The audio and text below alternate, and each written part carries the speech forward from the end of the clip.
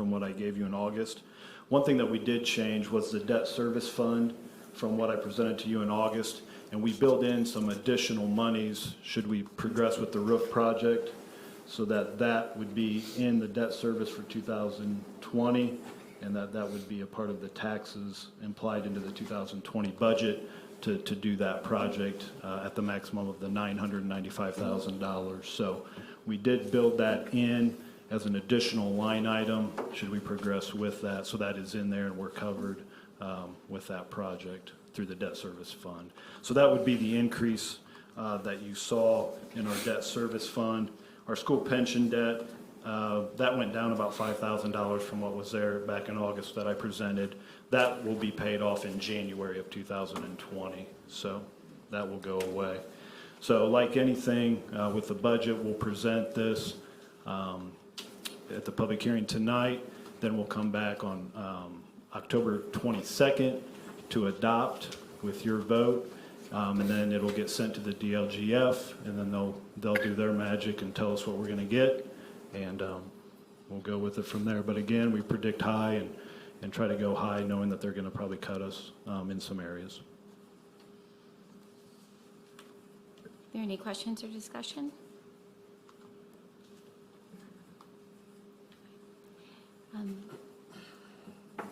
Any patron comments? Okay, then I can go ahead and adjourn. Then I'd like to adjourn the meeting. Thank you. Thank you. All right, and now we're back again for the regular meeting. So I'd like to call to order the Manchester Community Schools Board of Trustees regular meeting. There are some emergency additions.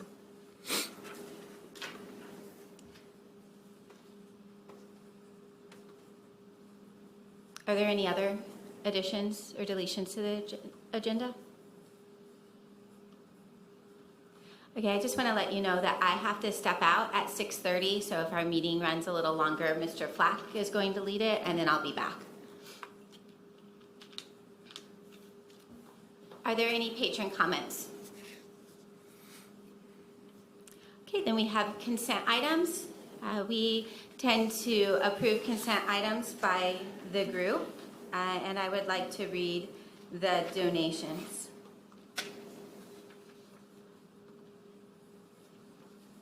So we have a donation of $100 to MES Rise for the Popcorn Project from North Manchester Lions Club.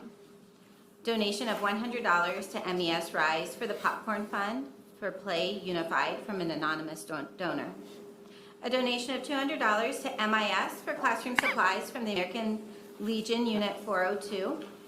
Donation of $12.84 to Manchester Junior Senior High School Squire Team Production Services Film Club from various donors, cash. Donation of $100 to the Manchester Junior Senior High School Girls Soccer Program for the Soccer Invitational T-shirts from Friar Mood Tire. Donation of $286 to the Manchester Junior Senior High School Band Program for band T-shirts from Peabody Retirement Community. Donation of $523.70 to the Manchester Junior Senior High School FFA Program from Culvers of Wabash. Donation of $1,000 to the Manchester Junior Senior High School Football Program for football meals from the American Legion Post 286. And a donation of $1,500 to Manchester Junior Senior High School for Mrs. McDowell's interactive projector and Mrs. Leifer's simulation packets, a document camera, and blenders from McDonald's Make Activities Count grant. I know that we have tons of donations every time, and I just would like to make sure that that doesn't ever seem ordinary to us. So thank you so much for those donations. Now I'd like a motion to approve consent items. So moved. A motion from Mr. Turflinger. Is there a second? Second. And a second from Mr. Espesette. Are there any discussions? Okay. All those in favor? Opposed? Motion carries 7-0. Thank you. Okay, we have a list of recommendations for approval. Each of these will be a separate item, so we'll need a motion and a second, and then if there's discussion, we can have that before we vote. So recommendations for approval, 4.1, the partnership agreement with JAG. Do you have a motion?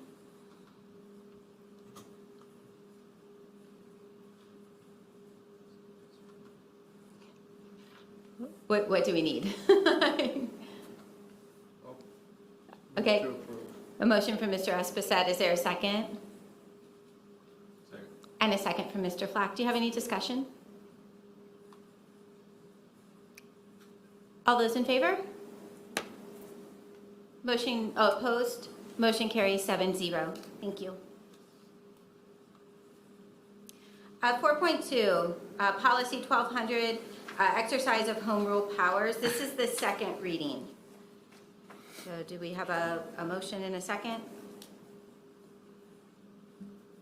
I'll move to approve. Motion from Mr. Esposito. Is there a second? I'll second it. And a second from Mr. Bedke. What discussion do we have?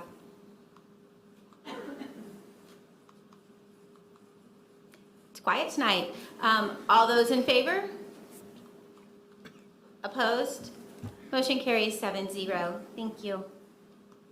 The second reading for policy 2140, disclosure of student list. Is there a motion?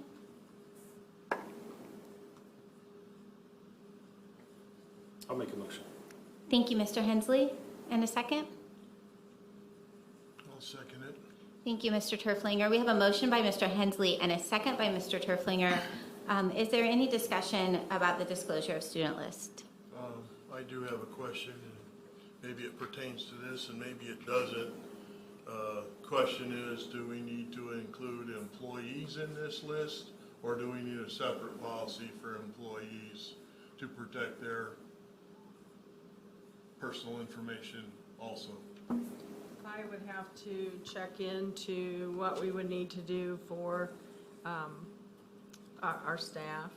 It would probably be a separate policy, because this is specific to our students, which came right from the ISBA. It's law, Can we look into that for next month? certainly. That's all I have. And then, does this also cover likeliness in the pictures, the photographs and all that deal? Because I just see, like with the, California's just passed with college students, so I just see this whole thing kind of rolling at one point into high school where people are protecting their whatever it is in the future. So is this information and photographs on this list, or is that a separate? No, the parents have the right at the beginning of the year to decide if they want their students to be published in any photographs. Through that form we get then? Yes, So, okay. yes, and that's covered there. And we're very, very careful about making sure those kids are not included in different pictures we take. Pretty soon they'll start having contracts in high school, I can just see it, right? So, Any other discussion? All right then, all those in favor? Opposed? Motion carries 7-0. Thank you. 4.4, policy 3090, reporting of suspected child abuse or neglect. Again, this is a second reading. Is there a motion? So moved. Motion from Mr. Becky and a second from Mr. Esposito. Do we have any discussion? well, only the same comment from the last meeting. Does it, so, with the new software, when that becomes functional, is this part of that with the email system? No, this So I is never- actually just reporting any suspected child abuse directly to DCS if you are the one that witnesses or suspects any issues.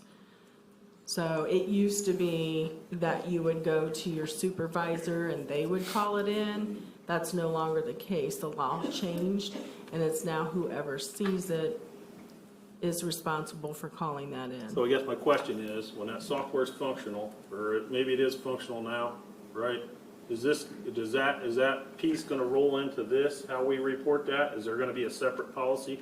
I still haven't seen a policy on what we're doing with that software and the hierarchy of this information, so that's kind of the question of this. I think that would at some point roll. So you're saying if anything would come in where a student would type in an email that there's anything I see that a questionable? different avenue of information right now. It's electronic version coming in, but it should, you know, I'm still a little skeptical on the hierarchy of what we do with that information, or not skeptical, just I don't know how that's framed out, so if you. It's actually working quite well, and we've had a couple of cases already, and it went right to law enforcement, who took care of the situation, did wellness checks immediately. Yeah. Within, I think it was under 30 minutes, right?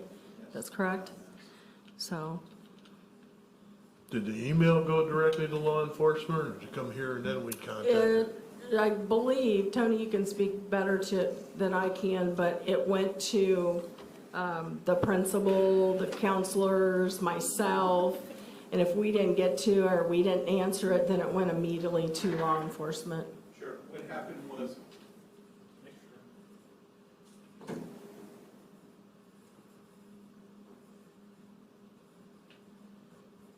an email went out immediately once their risk analysis determined that there was an extreme risk, likelihood or potential of self-harm in this case. And then phone calls were sent out at the same time. Because the phone calls were not answered, then they called the police department, which in this case was really a good thing, because in the evenings, if our principals and counselors are away and not able to do something about it, have access, that can delay things.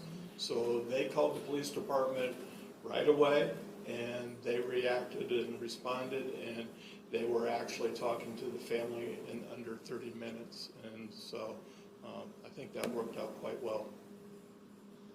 Okay. And I guess to address your question is, the procedures are really already set based on how that's filtered through. We can put those in writing. There's what I'm after, that's it.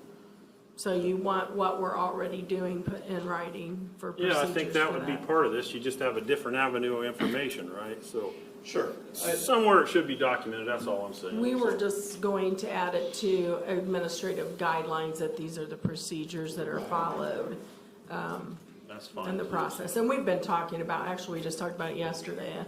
We just haven't been able to get there because we're a little swamped with Good. the amount of policies that we're And that's kind of dealing good news, it's working, so cool. with. Yeah. Yeah, it worked out very well. Thank you, Mr. Miller. Do we have any more discussion? Great. All those in favor? Opposed? Motion carries 7-0. Thank you. We have a second reading of Policy 3190, withdrawal from school.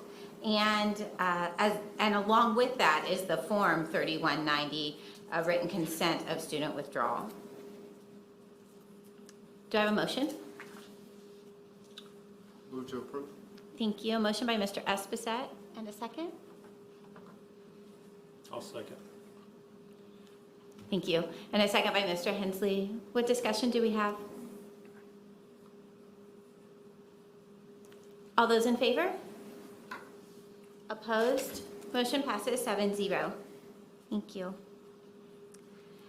A second reading of Policy 6210, use of metal detectors, and the Administrative Guideline 6210, use of metal detector procedures. And I think Officer Birch is here for a demonstration.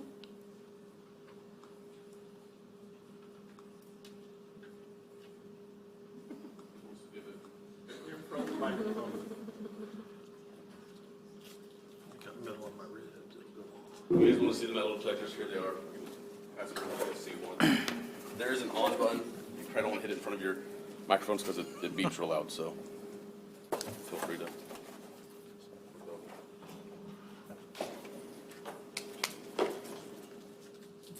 Does anyone want to stand up again?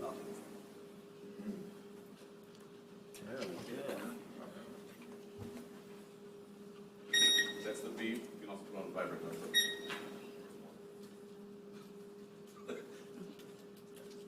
But you can go, I would stand behind, I mean, that's just for safety purposes. I'd have arms out of the way, stay an inch, it says stay an inch away, you probably don't even want to touch them. So keep that something in his pocket.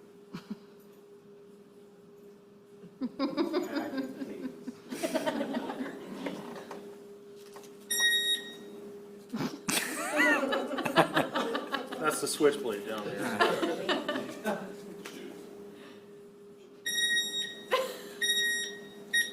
That's titanium legs, probably. Wolverine.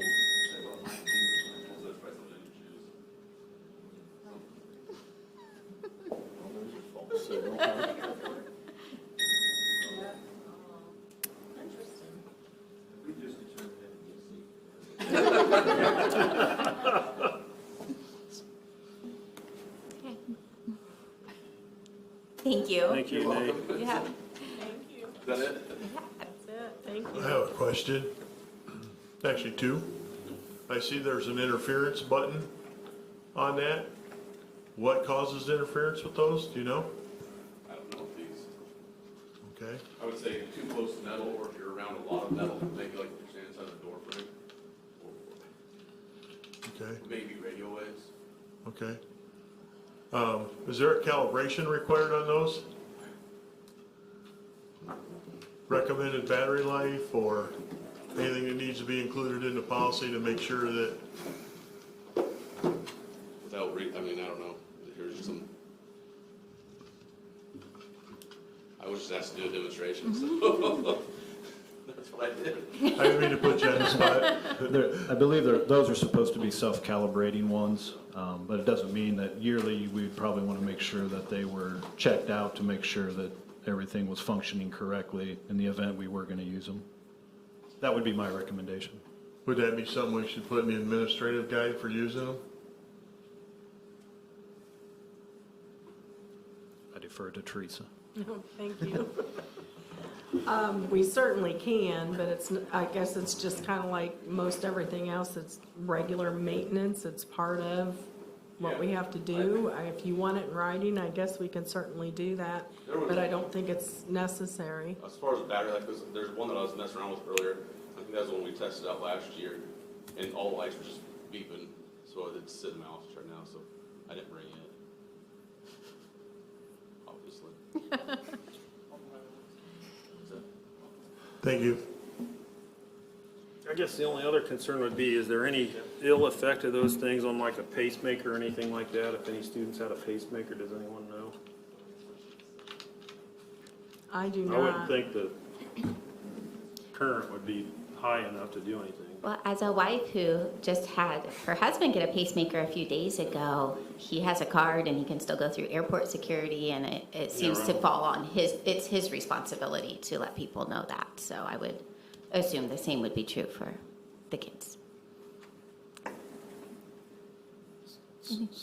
And I like your thing about, you're the SOR officer, but kind of like, when we talked about this, it was kind of like a hands-off policy, right? For administrators and let the police kind of do if there's any searching or If there's anything like that. suspicion, it will be turned over to our SROs. Okay. And the other option, I saw a pretty neat little thing down at, down Monday. Did you see that? The little, it's kind of like TSA, but they put them right in the doorway. And it's more like, it's kind of invasive, but it takes a picture. Nobody sees anything, but it compares to object types.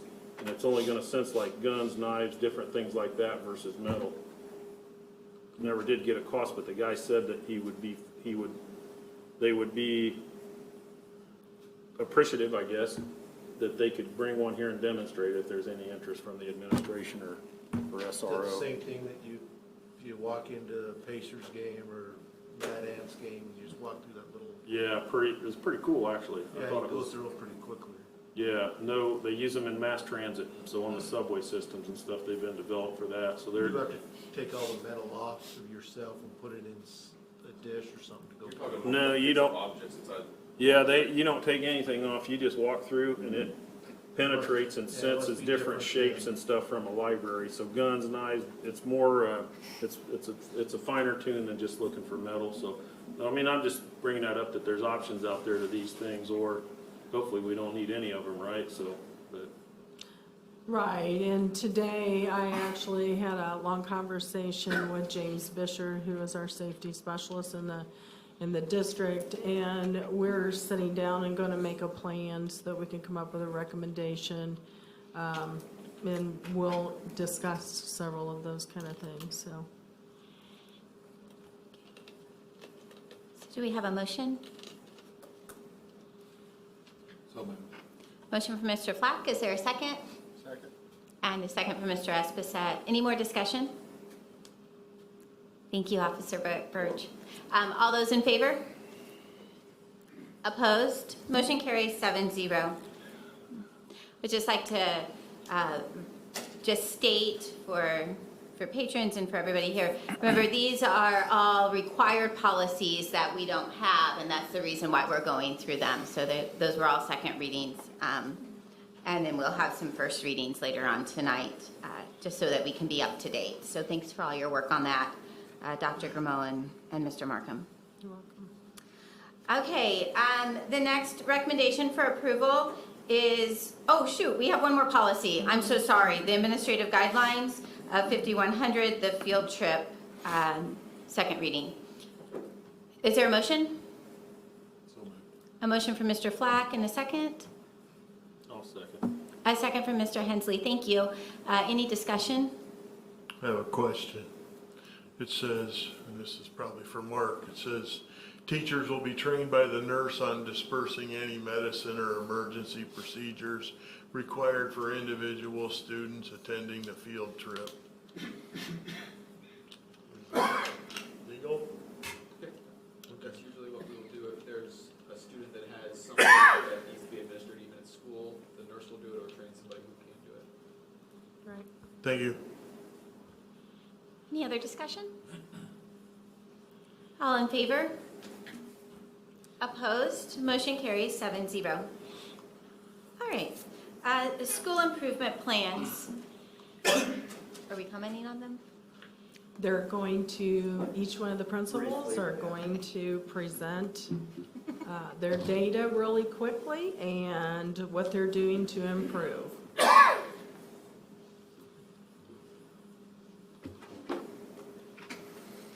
Well, that's loading. Just so you know, we will approve all of these as one item, so there won't be 3 motions, it'll just be 1. So it's really difficult to look at the numbers for a new test like iLearn and make any sense of it because it's a mastery-based school. Okay, that's how many kids scored 80% or proficient, 80%.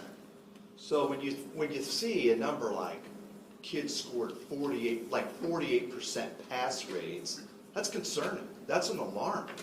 Low number. That's 48% scored 80%. Okay, so the best way, I just try to collect data from around schools. And so this is the iLearn data from 7th grade math and language arts scores from schools around our area. I mean, I tried to keep it like decent so you could know some of these schools. I don't know if you can see them or not.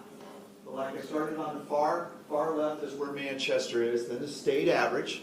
So you can see in 7th grade, math iLearn, you know, we're above state average. We're up around the 50 percentile rate. State average is right around 41.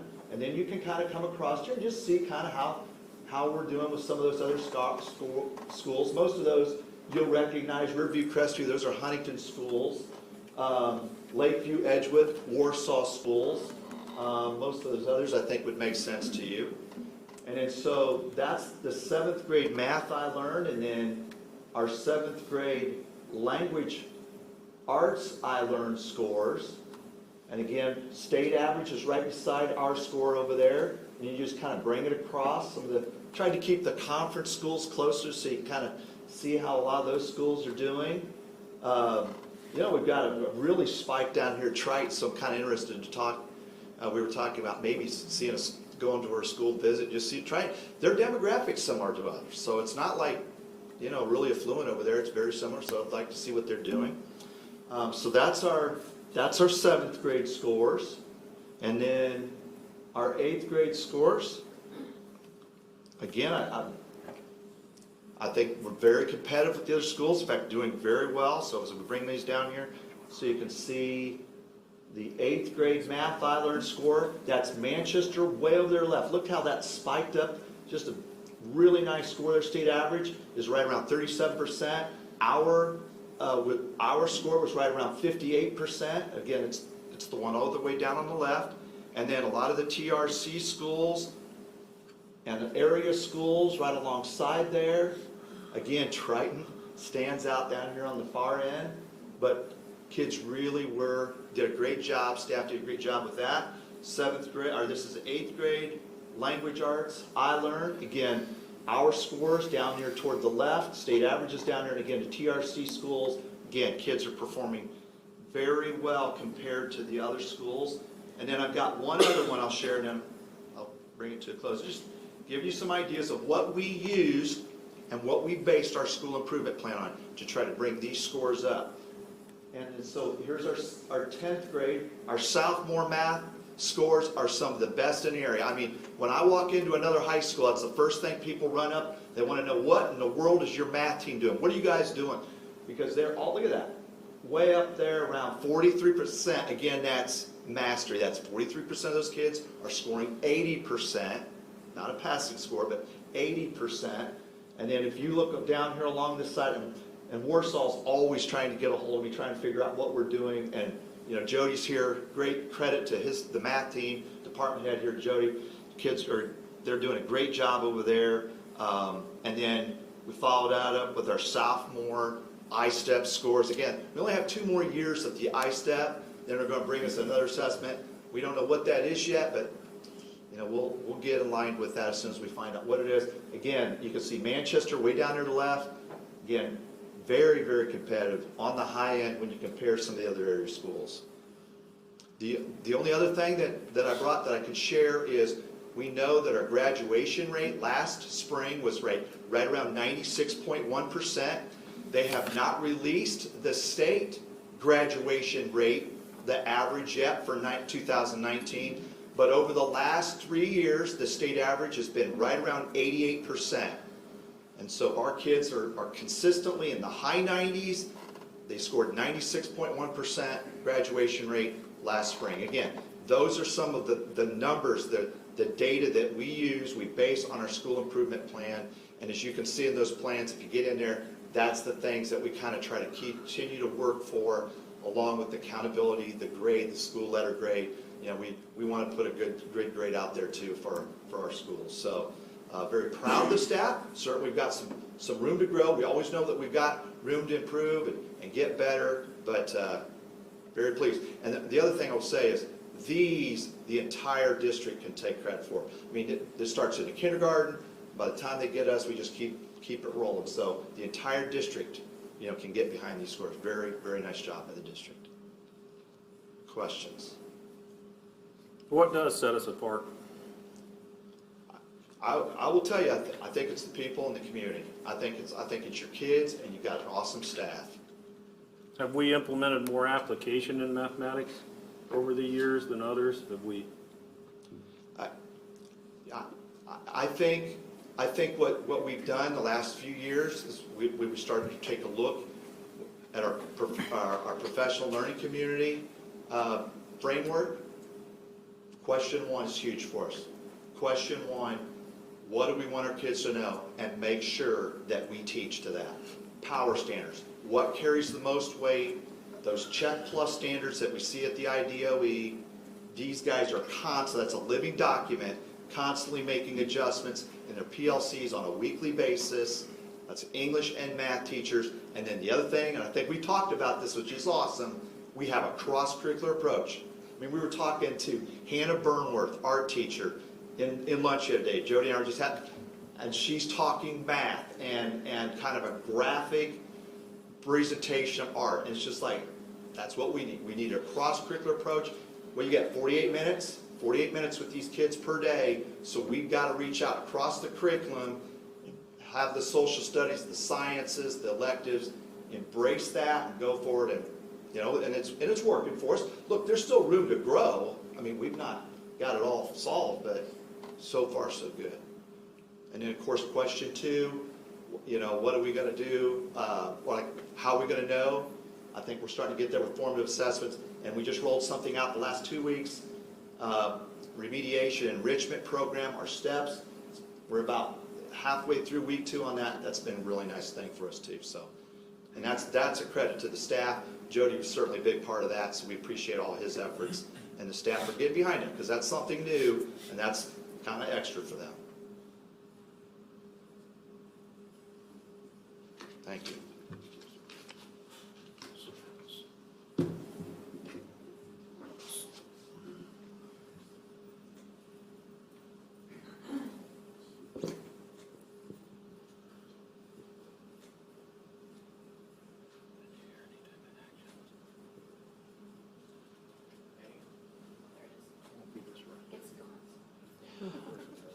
All right, so the information that I have to present this is also contained in your packets, so you're welcome to view it as you see fit.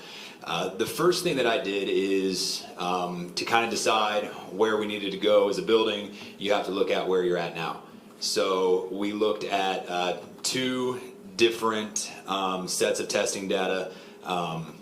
Both myself and our school improvement team, which is comprised of staff members across all of our grade levels, as well as our special education department. And we sat down and looked at this data to come up with a plan together of what our next steps need to be and where we need to go. So, you know, looking at the raw data here from iLearn, again, which is the one-size-fits-all assessment that replaced iStep for our grade levels. We have on the left here the scores for Manchester Intermediate School in 4th grade, 5th grade, and 6th grade. English language arts on the top row and math on the bottom row. So as we go across by grade level, 4th grade, you know, I told my staff this, you know, we're going to own who we are, and we're going to own our scores, and we're going to work to get better. Quite frankly, for that grade level, the scores were well below the state average. And that's something that, you know, we're working on, and we'll talk about the steps that we're implementing as a school to work to improve those scores. And, you know, while it's not all about the scores, you know, if we're going to play the game, we might as well try to be the best at the game. And so we've got strategies that we are putting in place to you know, reverse that trend. But if we look at 5th grade and 6th grade, 5th grade, they were right at the state average just about. In 6th grade, well above the state average in English language arts and math. So, you know, and the other thing is when you look at this raw data, you know, it's quantitative data. It's just numbers, you know, it's not qualitative. I can tell you too, with that 4th grade group, there are a tremendous number of different behavioral and mental health concerns that we're also looking to address. And that's prevalent in all grade levels, but with that grade level specifically, it's a very big issue. So those are just numbers, you know, they're not representative of the little bodies that inhabit those desks and all the things that they bring with them to school on a daily basis. So those are our numbers. In terms of iLearn in spring 2019. The second set of data is iReady, which is our new formative assessment that has replaced NWEA. Just like with NWEA, this will be taken 3 times a year. And these are just screen grabs of our fall data in terms of math in grades 4 to 6 and English language arts. Over here in our math, we see that we have 24% that are above or at the benchmark at that point in the year, which was September 2019. 48, 46, 48. You know, mid to upper 40s that are below but approaching the benchmark, kind of in that yellow area is the original color, and then 29% that are well below.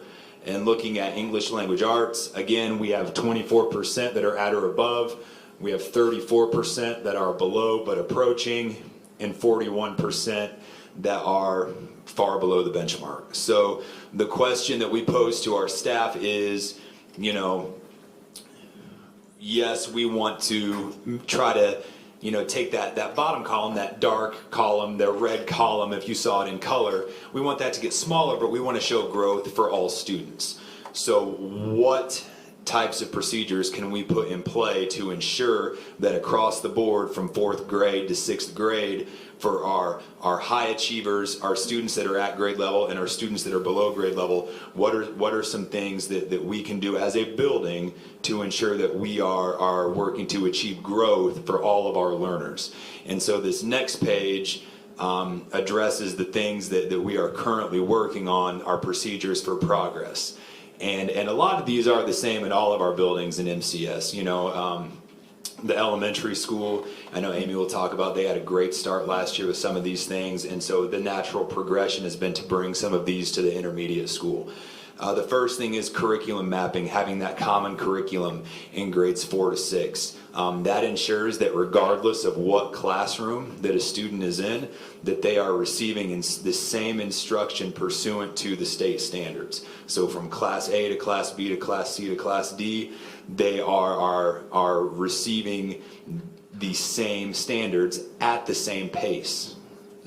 And what that naturally leads to is good conversations between teaching colleagues in terms of, you know, how things are going in your class, and those natural conversations start to develop between them.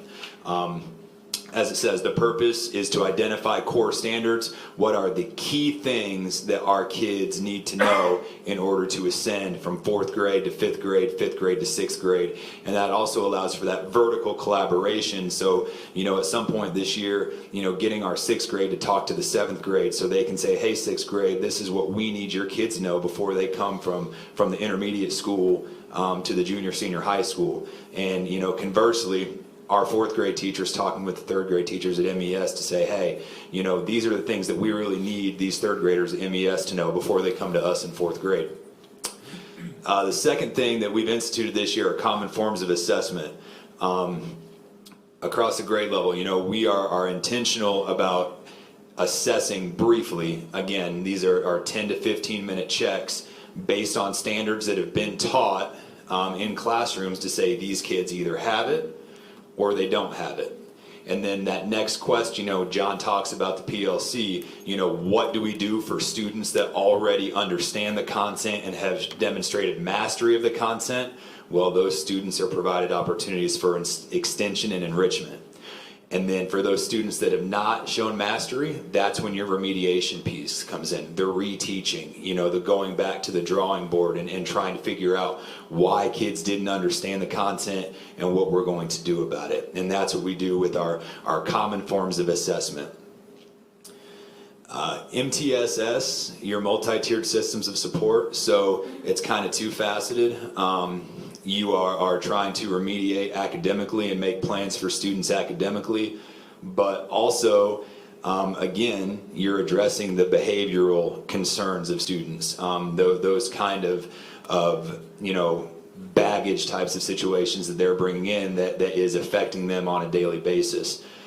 We instituted what we call the CARE team this year. Again, comprised of staff members. You know, distributed leadership's a big thing, and you know, while I'm working to get to know all the kids, nobody knows those students better than our teaching staff.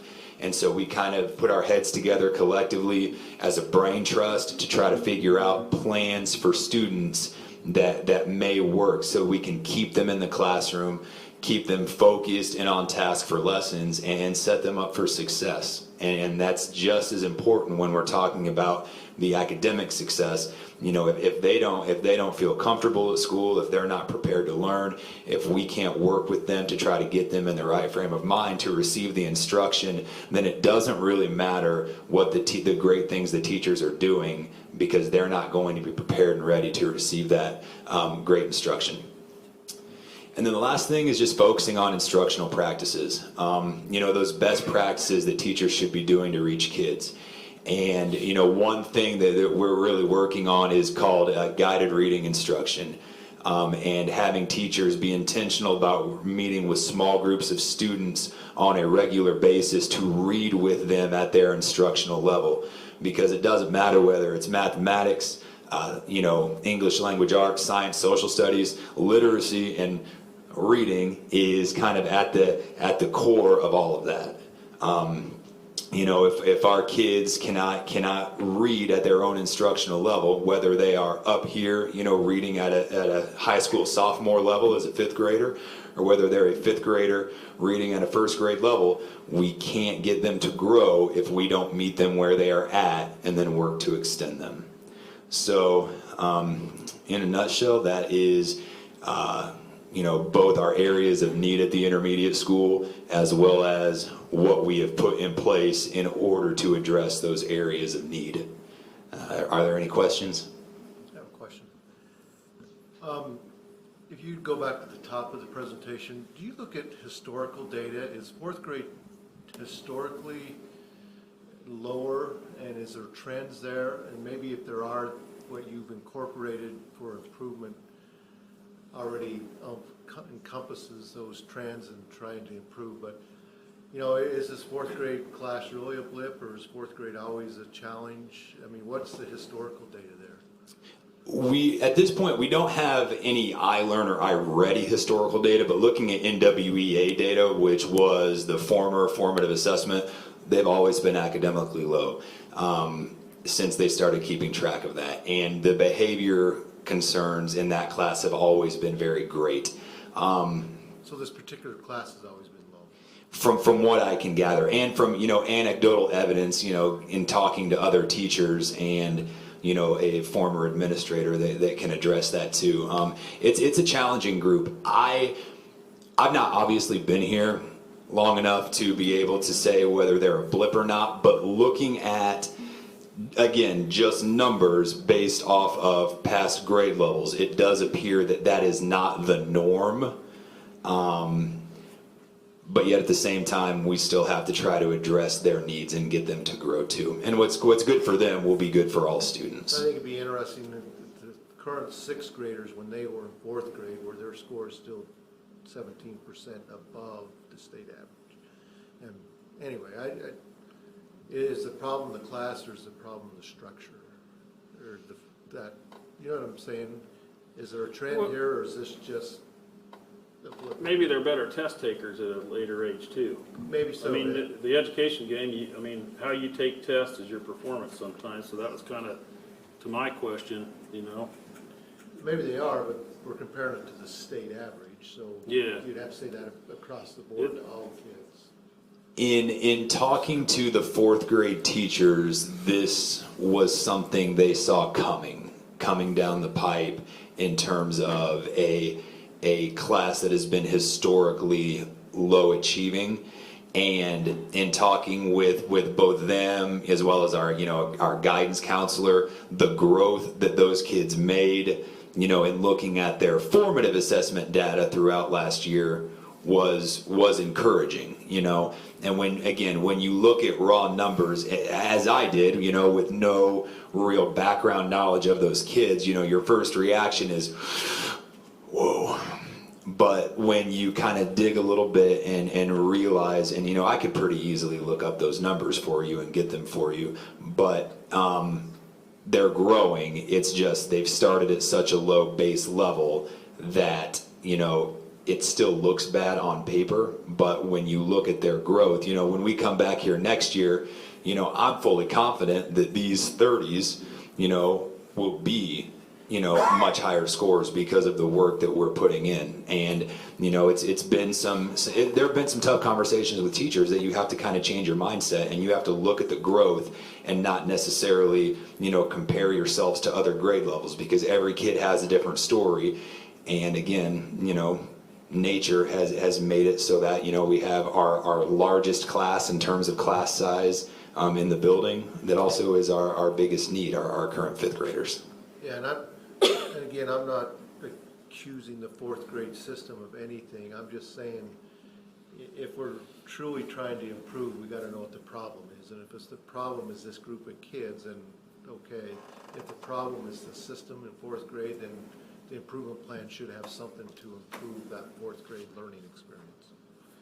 So That's fair. We're all the way back to first, second, third grade, right? Right now. Hey, there she is. right on cue. Thank you. I will be brief, Appreciate it.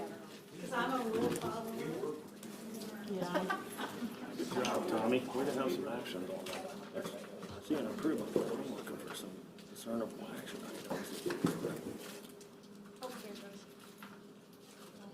Okay, it's a little different for me because we only assess third grade for iLearn.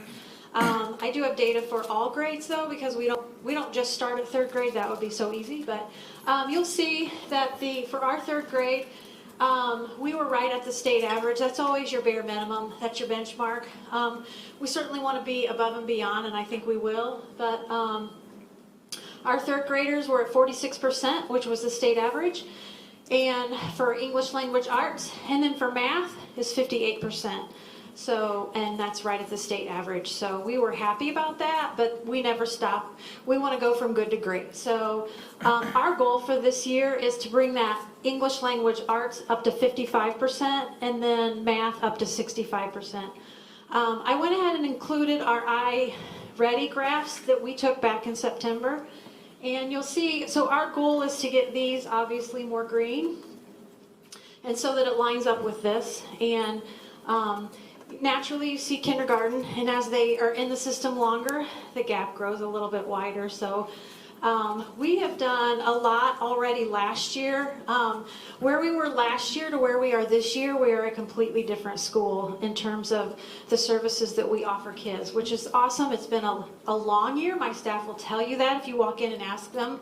They're all exhausted, but that's all right. They're up for it. So we, as a district, decided to go to a PLC district. So what that means is we identify the state standards that we call high priority. What are we really going to focus on? And we want to do that across every grade level. So we started, I think last December, and we rolled that out in about 6 months. So, and that goes to the work of my teachers. But from that, then you talk about what does the report card look like, and we changed the report card so it will all be state standards. So when parents get it, what does a B+ mean? Nobody really knows, and it's different for every teacher. And this teacher thinks that the assignment is one way and it's different down the hallway. So by going to a state standard and doing common formative assessments, which means everybody in the grade level is getting the same assessment. We're all talking the same language now. So what drives us, and John and Tommy talked about this is the PLC. This is where we all start. What do we want kids to learn? What do we do when they've learned it? What do we do when they don't? So it used to be you taught something, you gave a test, you moved on. That was it. You just kept the train rolling, even if you left kids behind that didn't really catch on. Well, now if we have a student that doesn't catch on, we circle around, we say, okay, we gave a test today. How many kids did you have that didn't score average? And you know, every teacher, we have 5 teachers in every grade level, they pull those kids together and we say, okay, we have about 20. Well, why do we have 20? Did we fail them with our teaching instruction? Do they need to be retaught a different way? Do they need to hear it again? So we're constantly circling back until we get all those kids brought in to where everyone is performing. So it takes a lot of review, but it really is good teaching.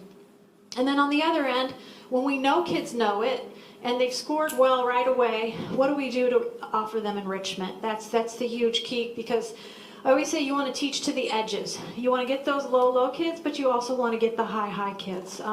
We don't ever want to just teach in the middle. So that's what we're doing now. We're questioning every single thing that we teach. There's no more apples and bears in kindergarten. That's out the door. We teach from the state standards. We've done lots of curriculum mapping, lots of scope and sequence. Every one of my grade levels have sat down and looked at their standards and rolled that into a year-long calendar. So if you say, okay, it's October, we're in the 3rd week, what are we going to teach? Every person in my building knows what they're teaching. So if, God forbid, a teacher didn't show up the next week, we could say, okay, this is where she's at, and this is where we're going to go from. And it's nice for not only veteran teachers, but also new teachers that don't really know how to pace a lesson out. So that's been huge for us. We are RTI gurus, so if you ever want to know anything about RTI or MTSS, which is multi-tiered system of supports, I wrote this amazing document. It's very dry, but it's 13 pages and it explains all of it. So if you ever have a question about like, how does this work? It's all in that document. So one thing we learned from Dr. Anthony Mohammed, who talked to us about PLCs, was that you have to keep adding layers. And we've done a really good job with that. We redid our schedule because we had some specials teachers that would have like 30 minutes free here or 30 minutes here. They are all scheduled out now. So if I have a student that's struggling in reading in first grade and we need some help at 9:30, we know that that PE teacher can come in and work with that kid one-to-one. We took everybody's schedule and stuck it on a big Excel sheet, and then we plugged someone in every single spot. So there are lots of layers of intervention, and that's awesome. Yeah, talked really fast. I'm sorry, I was making up for the boys. So are there any questions? I would love to read that, so. I will send it to you. Thank you. Okay. I have a question, but I would like Mr. Baldwin to come back up and assist you.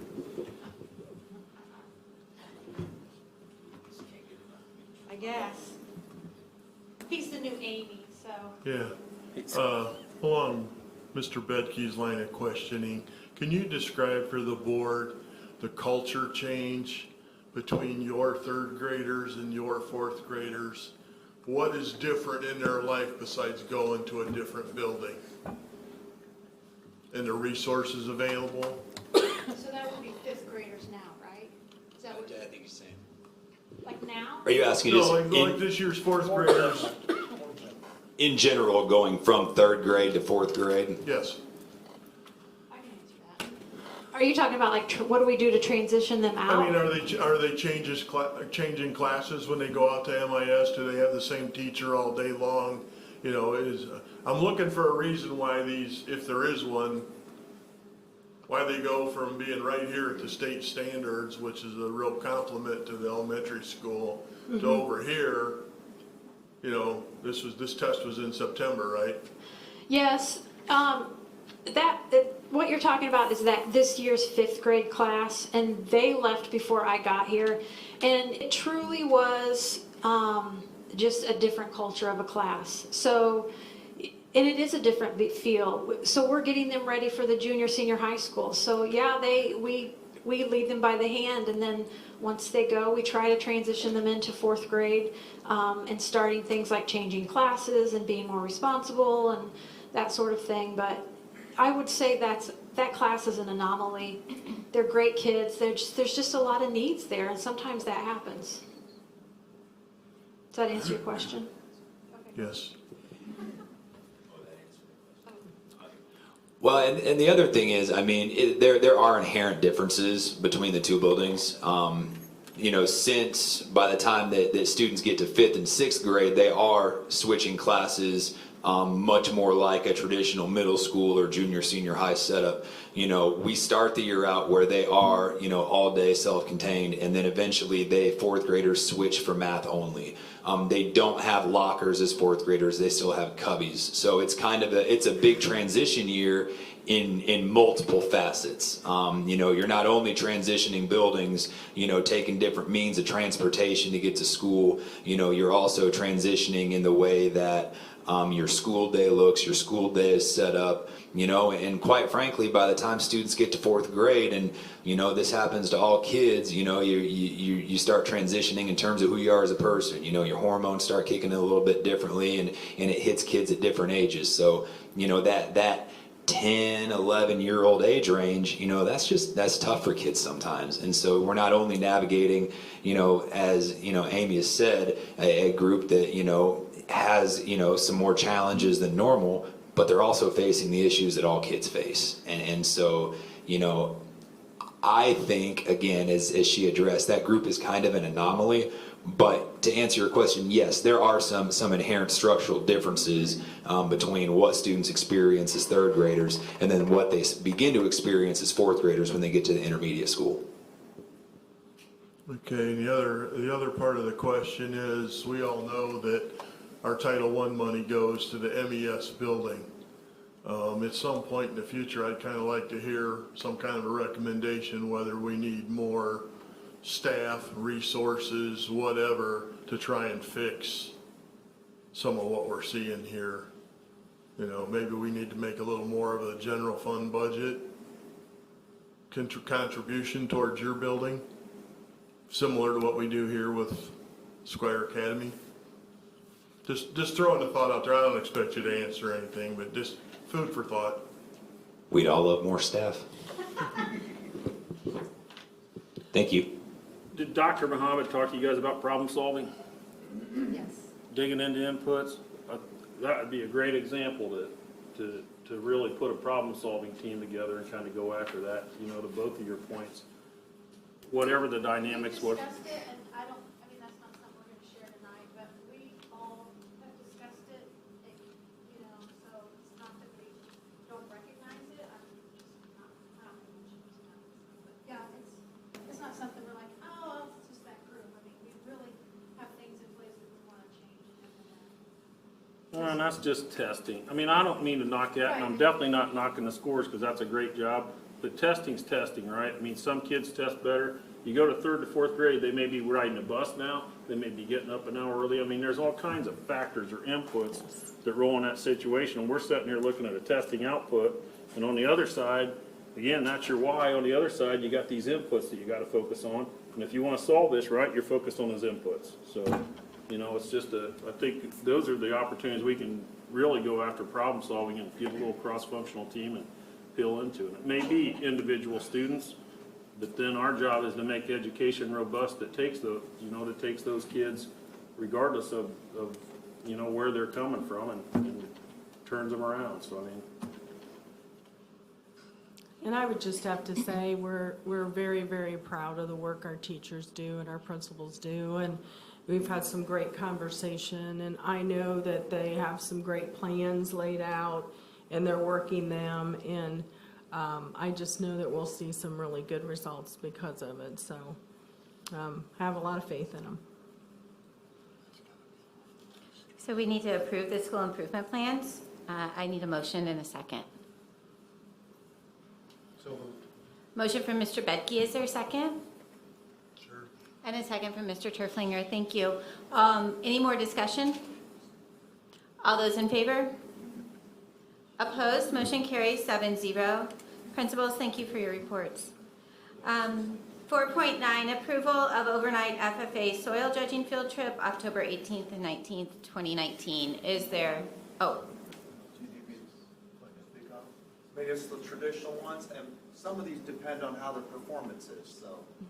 are we still doing the report like that, or since they were in the Overnight, packet? they're overnight Okay. ones, so they have to be board approved.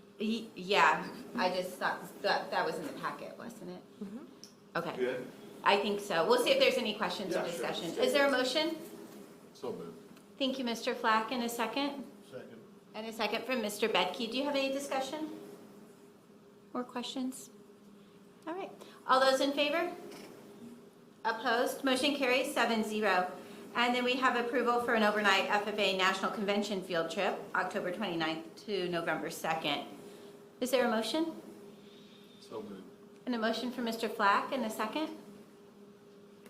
I'll second. Thank you. A second from Mr. Hensley. Do we have any discussion or questions? All those in favor? Opposed? Motion carries 7-0. Thank you. 4.11, approval of an overnight FFA Leadership Conference field trip, November 15th through 17th. We'll need a motion. So moved. Thank you, Mr. Flack. And a second? A second from Mr. Bedke. Do you have any questions or discussion? All those in favor? Opposed? Motion carries 7-0. We're on 4.12, approval of overnight FFA State Leadership Conference field trip, January 31st through February 2nd, 2020. May I have a motion? So moved. Thank you, Mr. Flack. And a second? Second. Thank you, Mr. Esposette. We have a motion by Mr. Flack and a second by Mr. Esposette. Is there any discussion? All those in favor? Opposed? Motion carries 7-0. And approval of summer trip to Europe, France and Spain, grades 9 through 12. Do we have a motion? So moved. Thank you, Mr. Flack. And a second? Second. Thank you, Mr. Shaw. Any discussion? All those in favor? Opposed? Motion carries 7-0. And the final field trip, approval of AP biology trip to the Field Museum in Chicago, October 29th. This was an addition to the agenda. Do we have a motion? So moved. Thank you. And a second? I'll second. Thank you. We have a motion by Mr. Shaw and a second by Mr. Hensley. Do we have discussion? All those in favor? And opposed? Did you? Okay, abstained. So we had a 601. Is that how that went? It passes. Motion carries. Thank you. Thank you. Mr. Flack, we're on 4.15. And I'm going to step out. Okay, so next up, approval of Power School online registration contract. No, 4.15. 4.15. 4.15. That's what it says.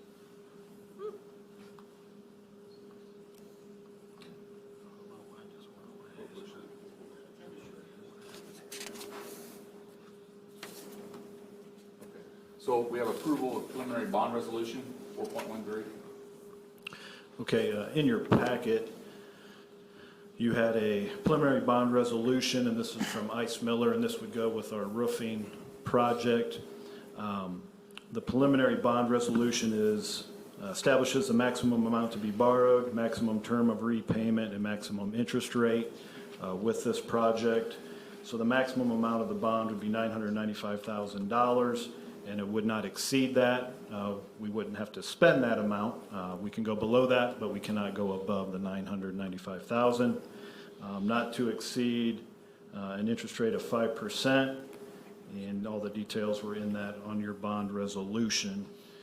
So what this is, this just establishes that amount and that the interest rate would not be above 5% for that bidding process with the bond. Looking for your approval for that. Okay, so I have the approval, or need a motion to approve the bond resolution. So moved. A motion by Mr. Turflinger, Second. second by Mr. Esposito. Is there any discussion? All those in favor? All opposed? Motion passes 6-0. Approval of reimbursement resolution. Okay, and this states that if the school corporation pays any preliminary costs related to the project in advance of receiving the bond proceeds, it may want to reserve its ability to be reimbursed from bond proceeds after the closing. The IRS requires that a school corporation declare its official intent to reimburse as documented in this resolution in order to reserve this ability to reimburse. So essentially, if we started the project and used our own funds prior to the bonds being issued, we can pay ourselves back. So just looking for your approval if we were to do that, that we would be legally obligated to reimburse ourselves.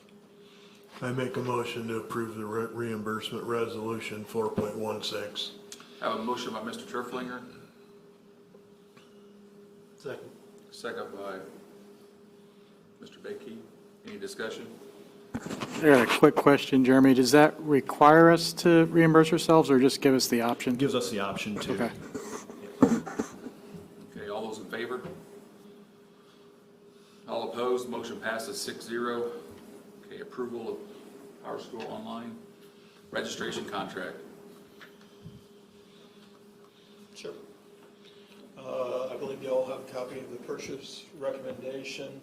What we're looking to do is go ahead and finally move to online registration for our school system.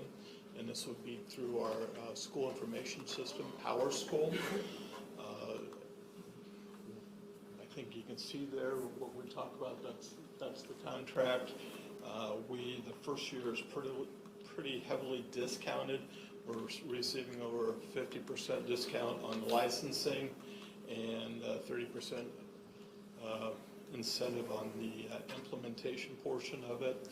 So we'll be talking, total cost of the first year is right at $7,600.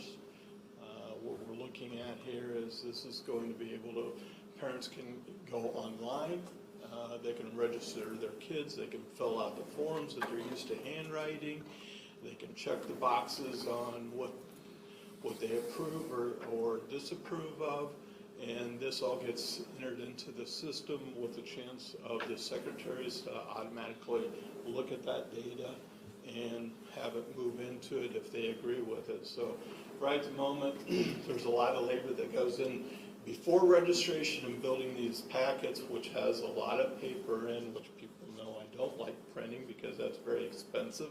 And we would be able to minimize that. And then there's also the document and process management improvements that we would see, because now the system will keep track of who's approved what, who's turned in what, and who hasn't turned that. So our office staff would be able to go through that process rather than pulling out the papers out of the folders or through the stacks that have been given. And then any data entry changes that the parents would make to phone numbers and addresses and things like that, rather than having to read it off of the paper, it would be typed in. And again, the secretaries would look at it, approve it, or massage it if they didn't put street or what have you on there. This is something that I can't tell you how many years, probably 6 or 7 years that I've been at registration, people have asked when we're going online. And I think we've got an incentive, we have the support to do so. So that would be my recommendation. Any questions? Sure, what if they don't have a computer or internet access? We still have a Good manual question. process, right? We haven't laid out all the processes of that. We're working on the implementation of the software piece. But if we were to look in the crystal ball, we would offer opportunities for them to come into our buildings and sit down with staff that would help them walk through that. If they don't have access to the computer, if they're having problems, just don't feel comfortable using computers, we're going to offer assistance with that. Some of the other advantages we see is, rather than that very compressed time of registering of 2 days, because we have to get all the staff together and have to set up the gym. And remember, whenever we take away the gym, use the gym, we're taking that away from sports and those early season practices. So, now we could potentially open up registration for the whole month of July. Just, again, thinking out there, we haven't made all those decisions yet. Other questions? Is the thought then that they would still use this system? It's just they would come into the school and use a computer here with help if they needed it? Right. Okay. Could we maybe also do a little partnership with the local library or something? If need be. Okay. I mean, if we're offering those services here, I would think we would offer proper support here rather than training our library staff. So this 3-year agreement, after 3 years, do we have to renew the agreement? Is that, or it's not like we ever own the software, it's always... It's all licensing deal. Yeah, we license Power School on a yearly basis.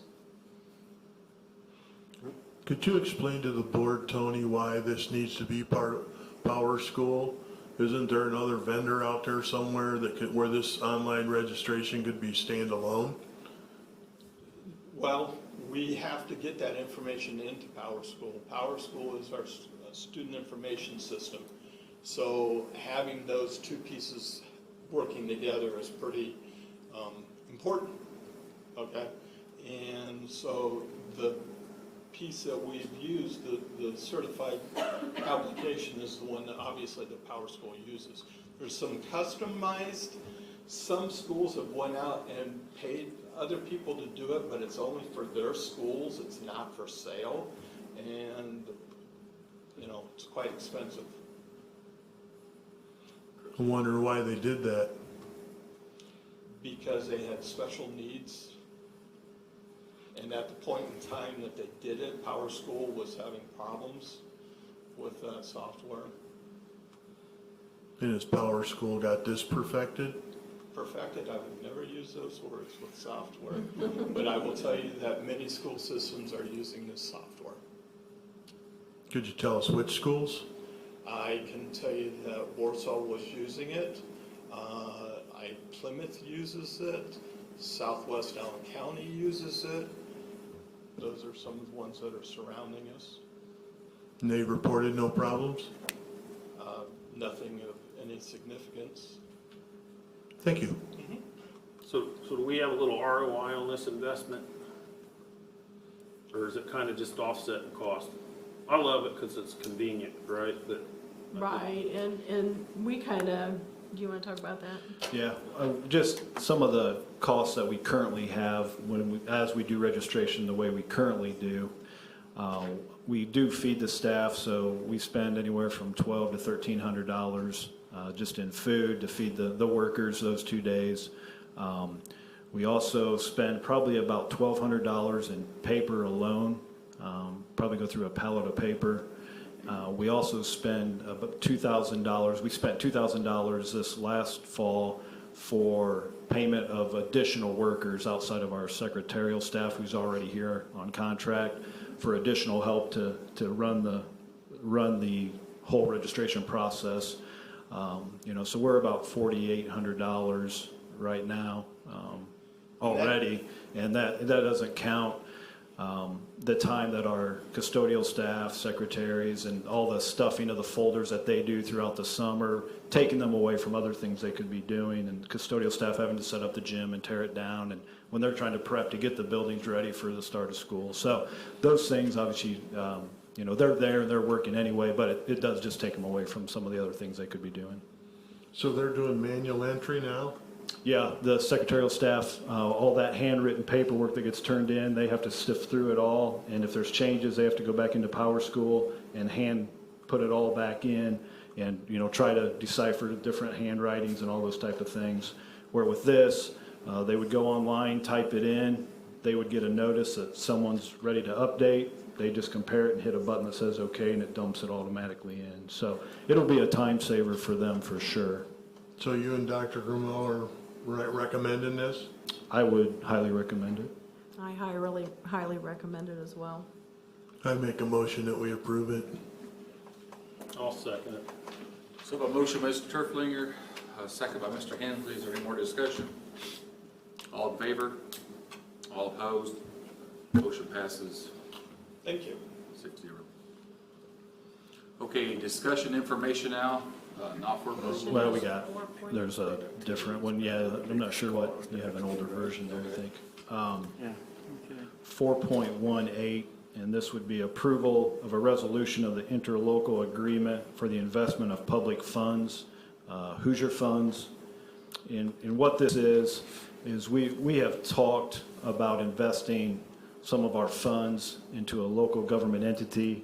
There's two potential options with that in the state of Indiana, and we're recommending Hoosier funds. We had a presentation by their director on investing funds, and so what we're looking to do is invest our monies into this fund that would allow us to pull those funds at any time without penalty during any day that we felt that we needed to pull some back into our reserves. So that we would take an amount that I would look at right now, probably about 1.9 million, to put into this fund, and then monitor it, and we would draw interest on that throughout the year. As I did a quick look today, they're at 2.0 interest rate right now as of yesterday, and I know that's going to fluctuate up and down, but it is higher than what our local banks are willing to give us at this time. So this would be a resolution approving us to invest those funds with Hoosier Fund, with Dr. Grumeau had good work with them when she was at North White and recommended them, and we felt comfortable with them. and feel that we can increase our interest amount that we receive with this by doing this, and hopefully build our operations fund, and then we're not taking so much money from our education fund to fund the operations part of it. And I would just add that this was all vetted through the Facility and Finance Committee, so there were 3 board members, Jeremy and myself there, that have been discussing ways to generate revenue, and this is one of those ways.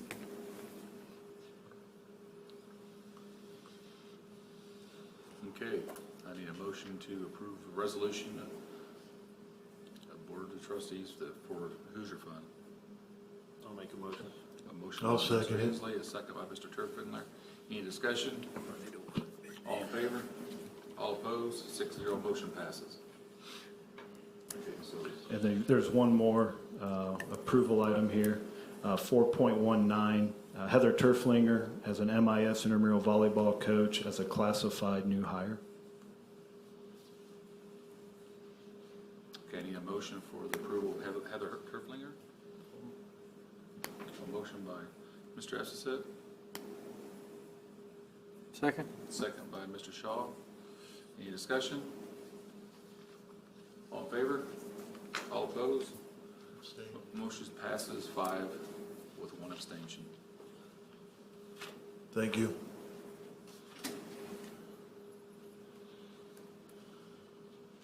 Discussion. Okay. Discussion information, starting with 5.1 Precision Agricultural Specialist Program, Heartland Career Center.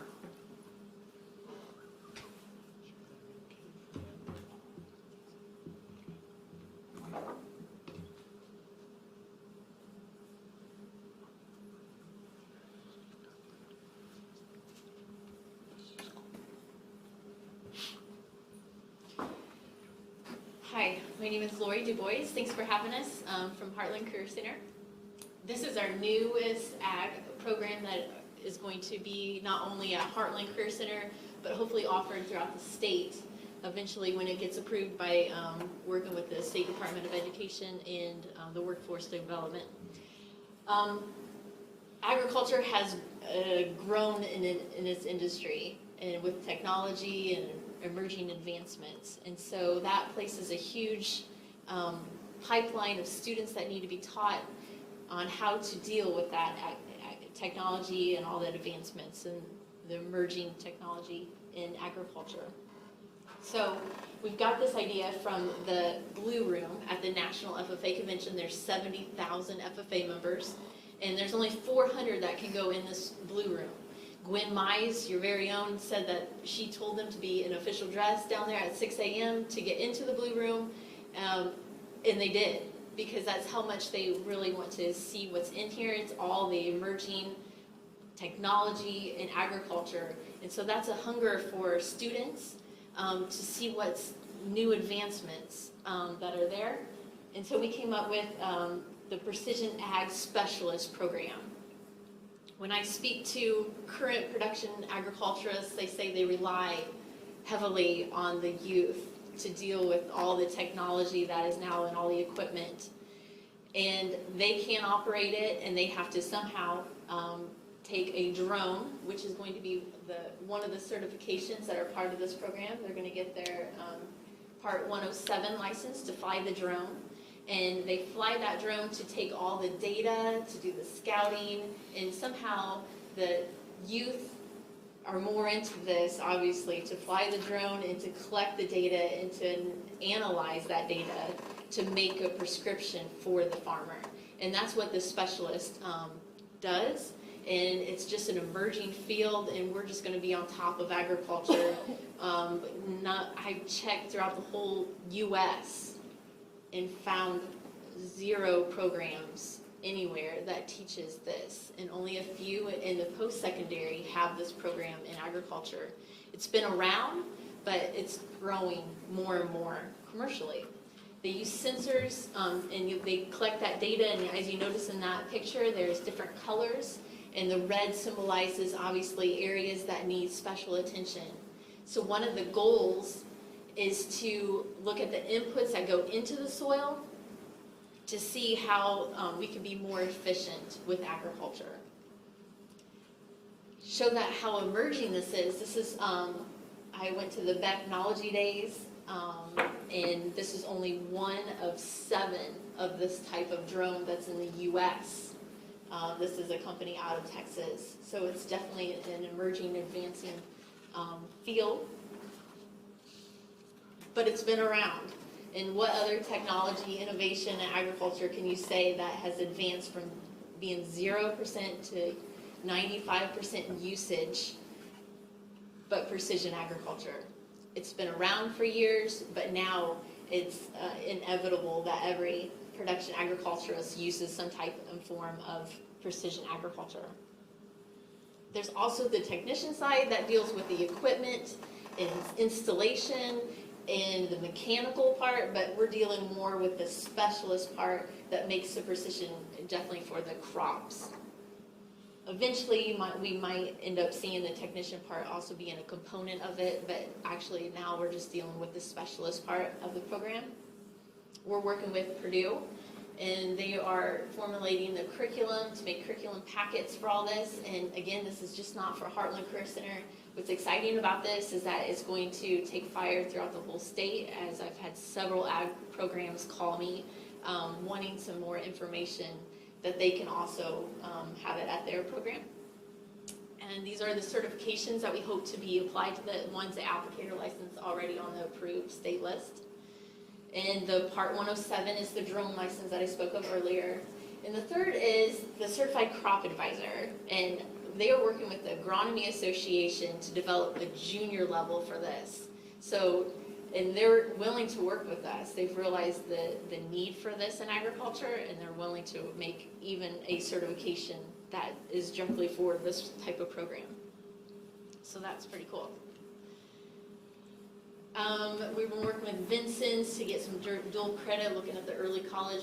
We head down to Vincent's next week to check out their program to continue that conversation.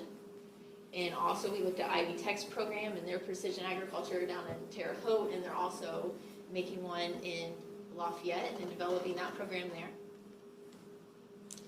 And with hopes or aspirations to end up at Purdue with the tie-ins with Ivy Tech and Vincent's. And again, we're working with the State Department, so they are looking to make this approved the following year. We're going to be the test pilot program at Heartland Career Center next year, and then making it on the approved list for the following 21-22 school year. We know that Manchester already has an amazing agriculture program. I wanted to be Gwen Mize's student teacher when I had to go out and observe. It didn't end up working out, but I have a lot of respect for Gwen. She's amazing. We just hope to continue maybe advancing those students that have already explored all of the options and want something new and different and emerging. We're just hoping to connect and offer something new and different.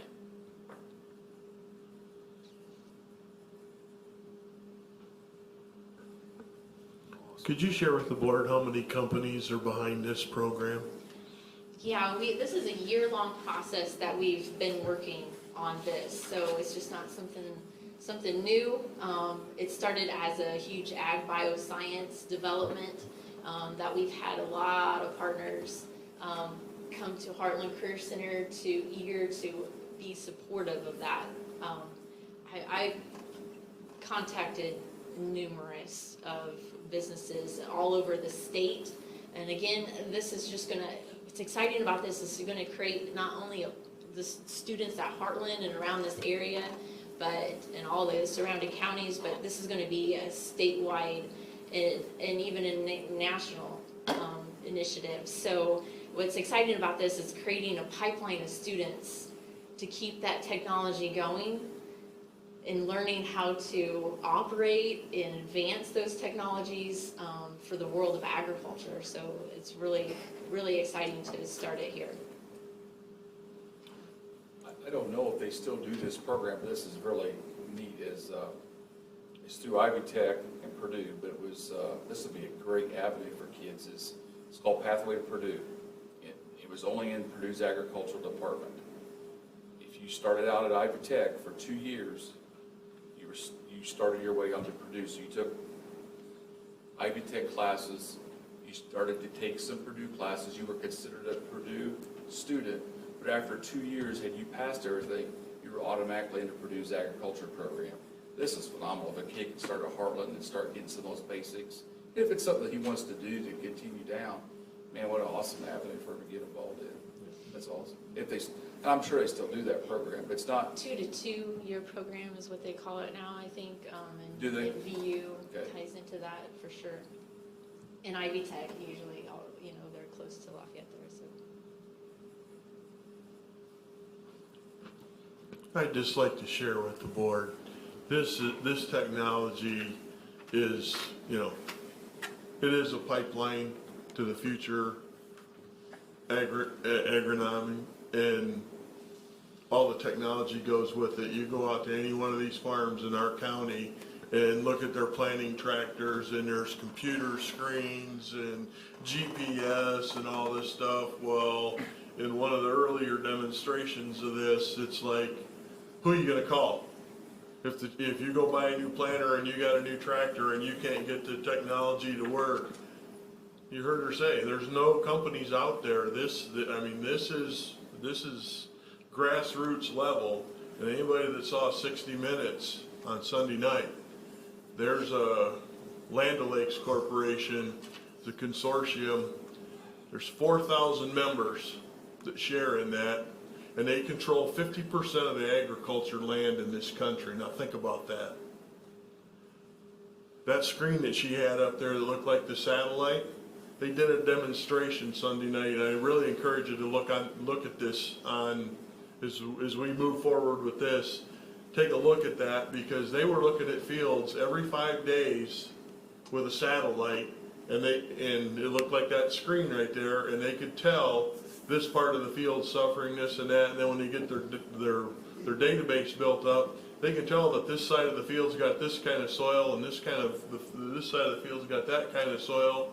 The planter actually changes the amount of seed planted in those acres, because they know this soil's not gonna hold 42,000 seeds to the acre, it'll only hold 35, so they dial the thing back as they're going across the field, saves them money on seed. I mean, this technology, if the state board approves this is gonna be big, folks.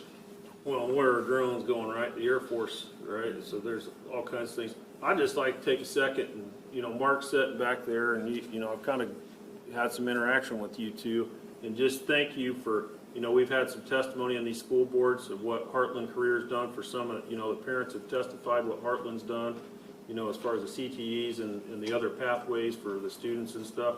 While you're sitting back there, Mark, just like to thank you and John Higgins and Brian and Joe and Jack and your whole group down there for what you do for the students, at Manchester. So, thank you.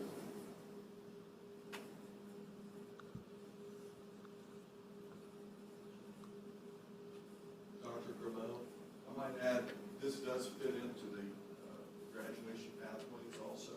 So students will be concentrators. They'll obviously have a chance to earn dual credits, certifications, and it's a reimbursable class that obviously helps offset costs. Wonderful. Thank you. Get our numbers up down there, maybe.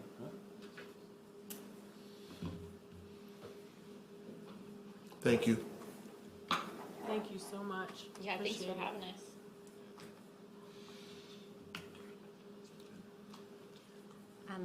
I believe we're on 5.2, the collective bargaining tentative agreement.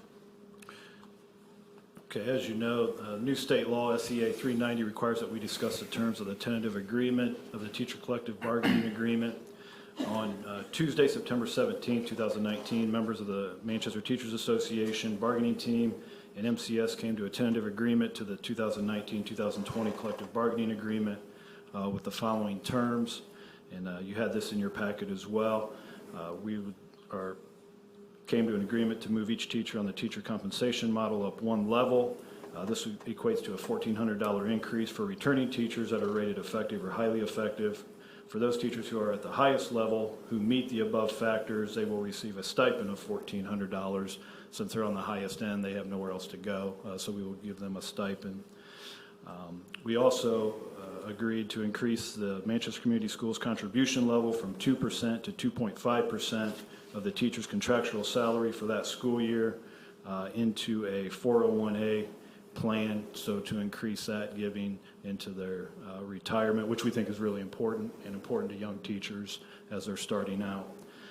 We also had the following positions added to the ECA schedule. An MIS robotics lead coach, an MIS robotics assistant coach. If they have more than 13 participants, then they would get that assistant, which they will definitely do that. MES specials department head that would oversee art, PE, music, those type of areas. That lead person would get a stipend, which they currently do at the high school level, but they didn't at MES and MIS, so we've included those. And a digital learning coach at each of our 4 schools that will help push out digital applications to the teachers. And then an after-prom sponsor that would be a representative of the school to coordinate after-prom activities, which we feel is very important for our students and to have that connection. So those monies were part of the agreement. The total cost would be $153,560 to MCS. As you remember at the last board meeting, you did say that $99,312 from the teacher retirement fund surplus, I hate to call it a surplus, it's not a surplus, but it is this year, to be used towards teacher salaries, and we will use those funds as well. So if you have any discussion, this is a discussion. We would come back at the October 22nd meeting for ratification of this and your approval of it to move forward. But this is the new process that the state, with the new state law, indicated that we needed to follow. You have questions or discussion about this?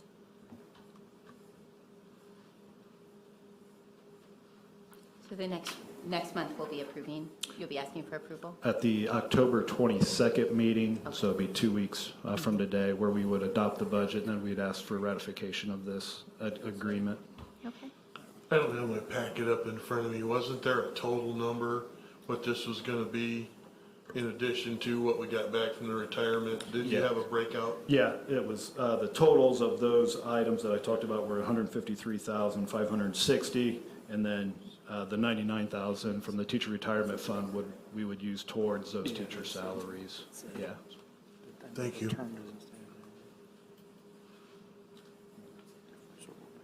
everybody good to move on? Do you have questions? Probably a stupid question. How long's the contract? 1 year, 1 year. no stupid questions. So we just can talk the governor into doing that every year, right? We hope so. Anything else? Okay, then we have some first readings of policy. So policy 4210, the educational surrogate parent policy. Yes, in this policy, we are mandated by law to have a surrogate parent available for students with disabilities, and this is actually just kind of restating the law. Anybody have any questions?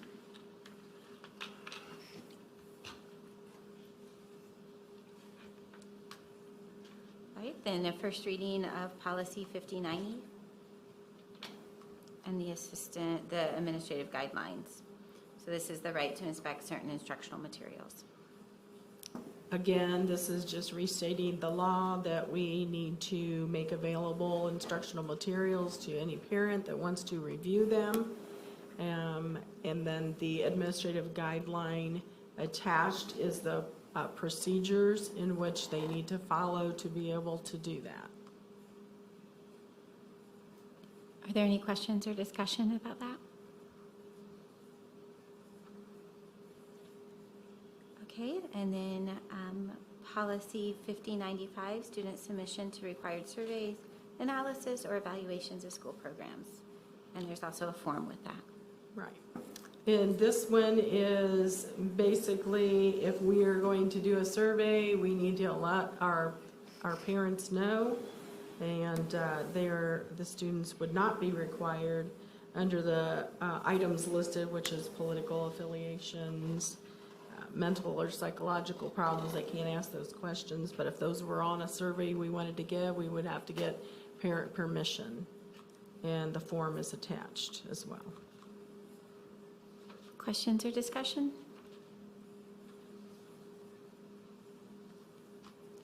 All right, and then we'll have the first reading of policy 6220, purchases of supplies and materials. This policy, I know there's a little bit of controversy maybe with this one. This one is exactly stating the law. For purchases of supplies and materials under $50,000, the purchasing agent may purchase such supplies or materials on the open market for the best value and price without soliciting bids, proposals, or quotes. I know there's probably wants to be some discussion on that piece alone, so I'm just going to stop there. Can you put that up on the screen? Missy, do you have that policy there? Do you want me to share it from Google Drive, Missy? I can just send it to you and it'll show up in your email.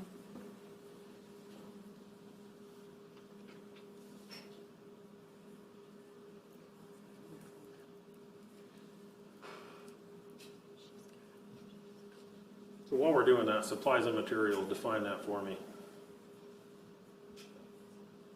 Anything that we need.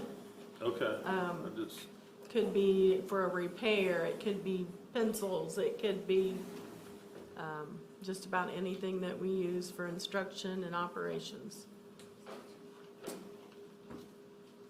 got the book out, huh, Mark? There's a specific definition in. Oh, is there? the Okay. What supplies means. It's And- not that great, but I can tell you. Okay. Well, I just wonder if that's gonna come up, but, so,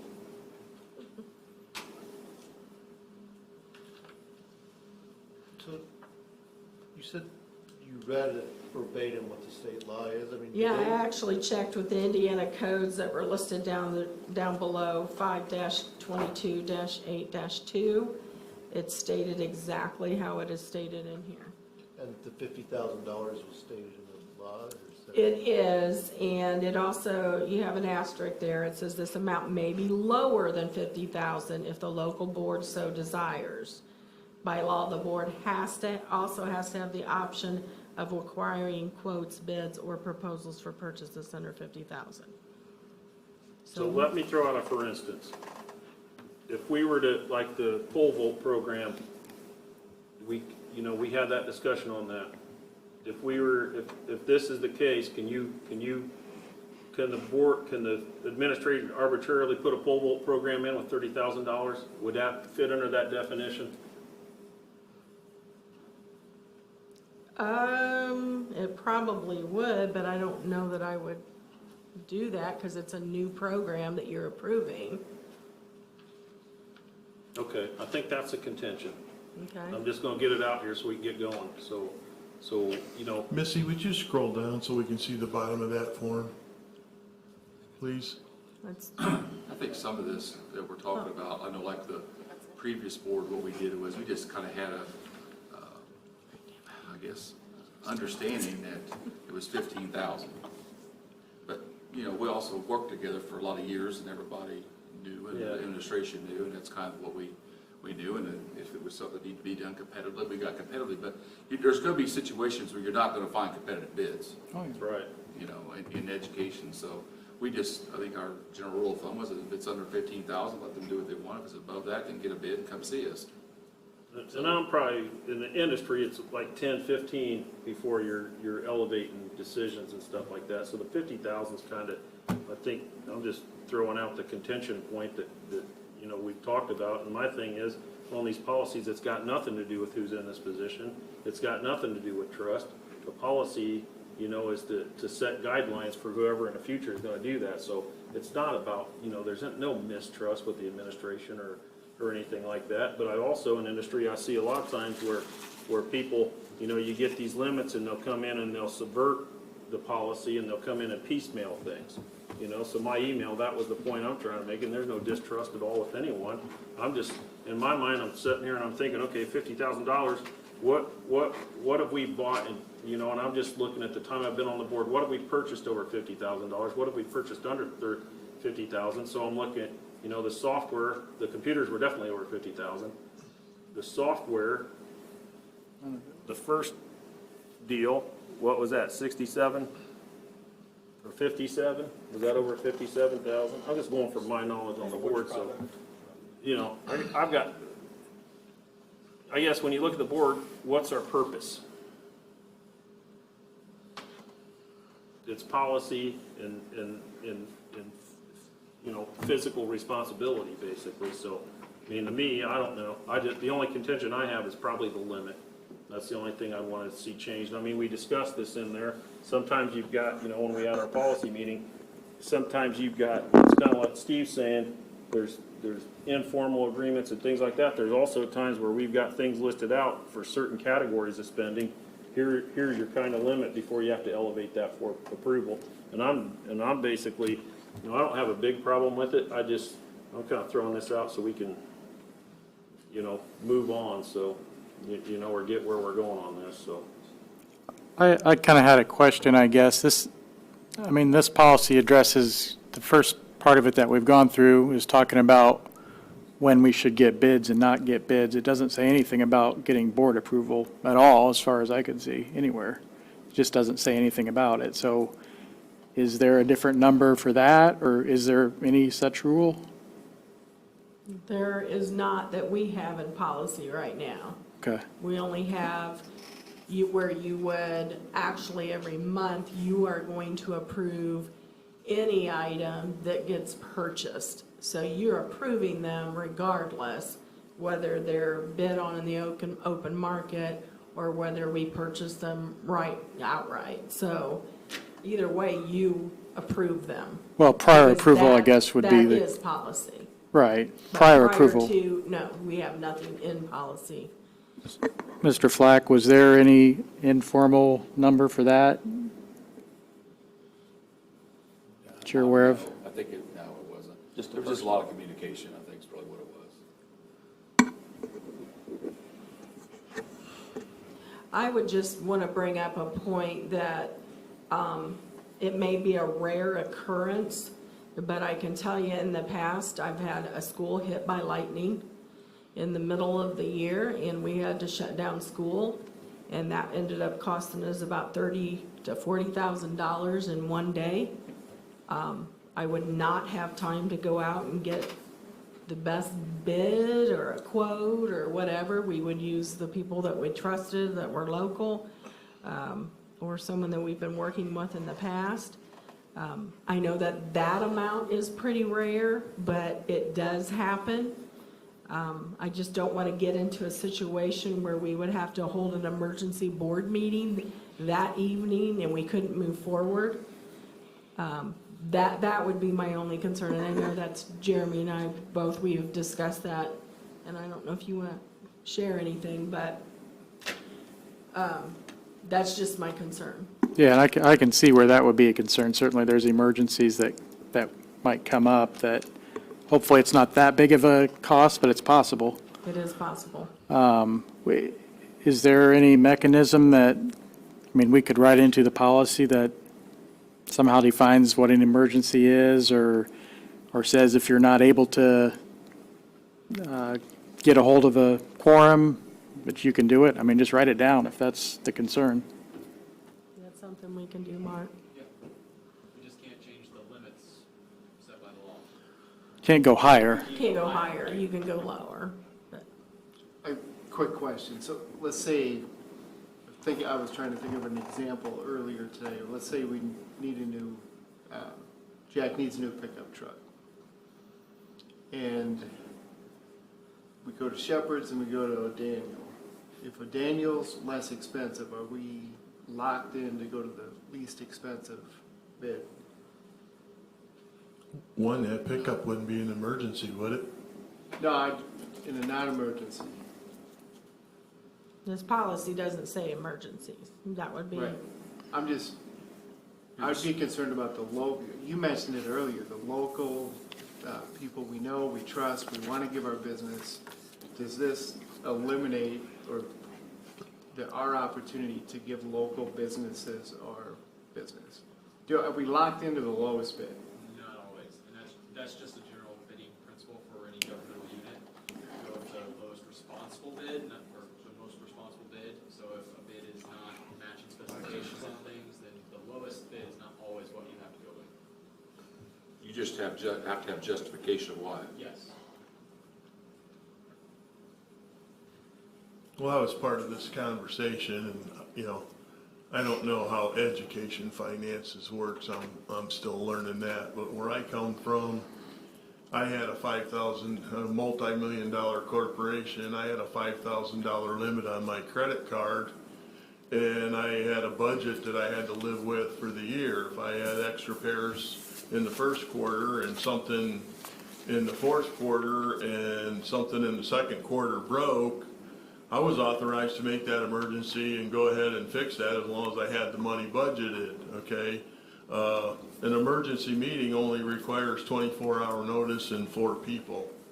And the numbers are kind of relative for me. If you look at Eastern Hamilton schools with 22,000 students and a $122 million budget, 50,000 and 150,000 and those limits probably work.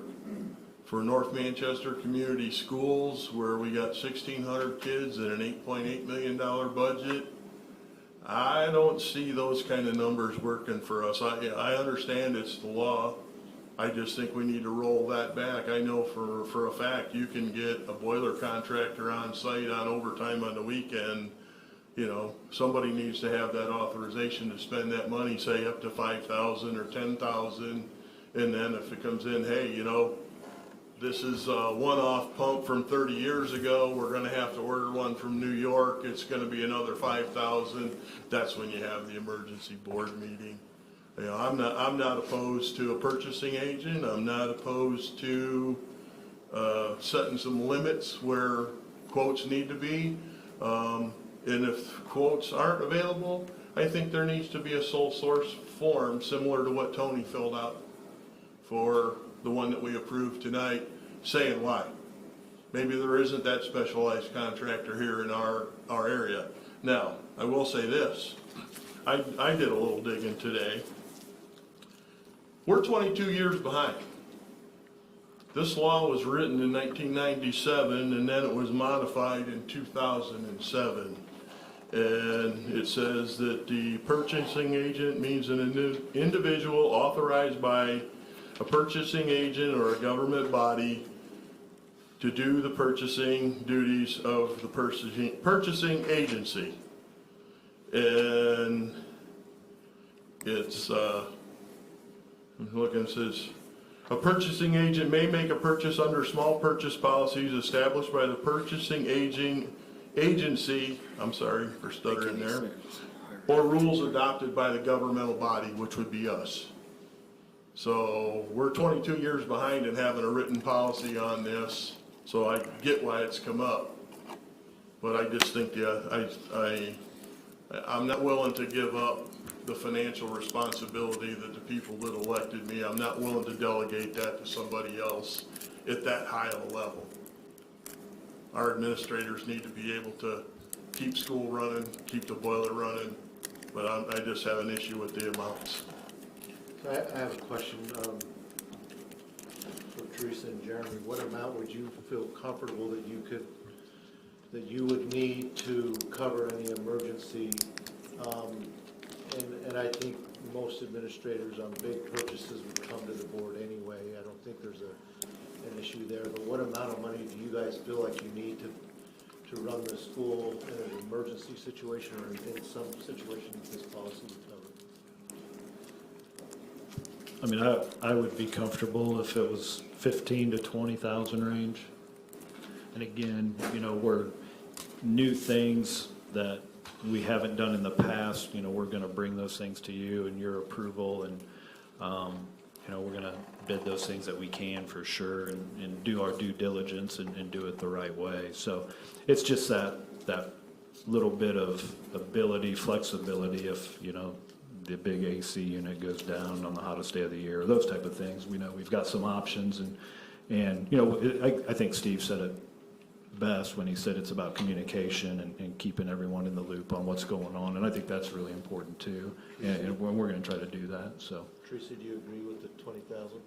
Yeah, actually, we discussed that today and actually a couple days ago as well. But I know you're comparing us to a large school corporation, but if one of their buildings get hit with lightning, it's still gonna cost them 30 grand.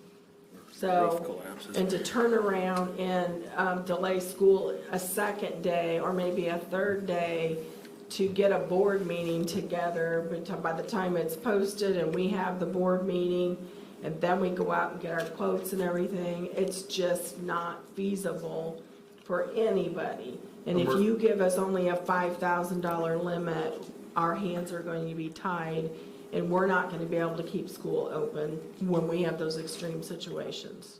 Under our board policies, we don't have to have a notice. You just have to notify all the board members and give them 24 hours notice. It's in our policy. For emergency. Huh? Right. For an emergency But you're meeting. still, I still set it closed back a school day. down one day. We may not be able to get together till the next day, so people can't even start working on it, so I'm gonna be out of school 2 days prior to even getting anybody together to be able to get approval to move forward. It may be a third day by the time we even get somebody there. That's my concern. We have to keep things rolling, and if we don't have the ability or the capability to do that, then, you know, we're gonna be making up whole lots of days possibly at the end of the year, and I don't wanna have to go down that road if we don't have to. I mean, does anybody have a problem with saying something like, if it's gonna shut down school, do it? I mean, I don't think that's the kind of situation that anybody here is worried about. It's all the stuff that isn't emergencies is what we're concerned about. But I'm just saying, the way it's written here, if you just go down to Oh, yeah. $5,000, Agreed. we're I agree gonna with be you. calling meetings every day. Yeah, Because just if you look on the last claims, I know there was one for $8,000 for some kind of repair. I don't remember off the top of my head what it was, but it was something that Jack had to do, and that was $8 grand. Yeah, Sorry. yeah, I would agree with you. I don't want to leave this policy as it is and just change the number. I mean, I think there has to be a provision for an emergency. So the question is, what do you feel comfortable with?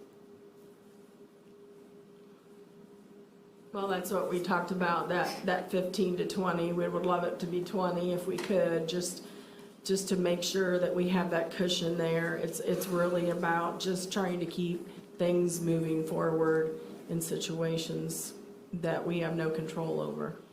Well, by all means, we don't want to hinder your ability to do your job and do your things you need to do. And so if that's what you need, that's what you need. Then we should award you with that. And I'm curious, because you've used the example of the lightning, which is 30,000, so that seems to me to be more than 20,000. And I just, like, as I'm thinking through this, if we're trusting our administrators with 20,000, why wouldn't we trust them with 50,000? Like to me, if we know that rare occurrence could have happened, why cripple them? I see the policy, and I have no issues with that because of the communication, because that's what's expected, and because there could be a really strange, odd thing that happens, and they're going to keep school rolling, and that's what we want. So to me, if we trust them with 20,000, why wouldn't we trust them with 40 or 50,000? And that's just how I feel about it. Because it's our responsibility, physical responsibility, and that's an open checkbook. That's how I feel about it at 50,000. It's got nothing to do with trusting the people in position. This policy, how long is this policy gonna be in place? You know, so I Until think this another is board changes fiduciary. it. Board. Yeah. It can be So- changed every year by a board. It won't be, Or the though. law. Who knows Or the what law they're could gonna change do. it. I'm just saying, okay, so $20,000, to me, that's an open checkbook. And with the example of the lightning. Smaller open checkbook.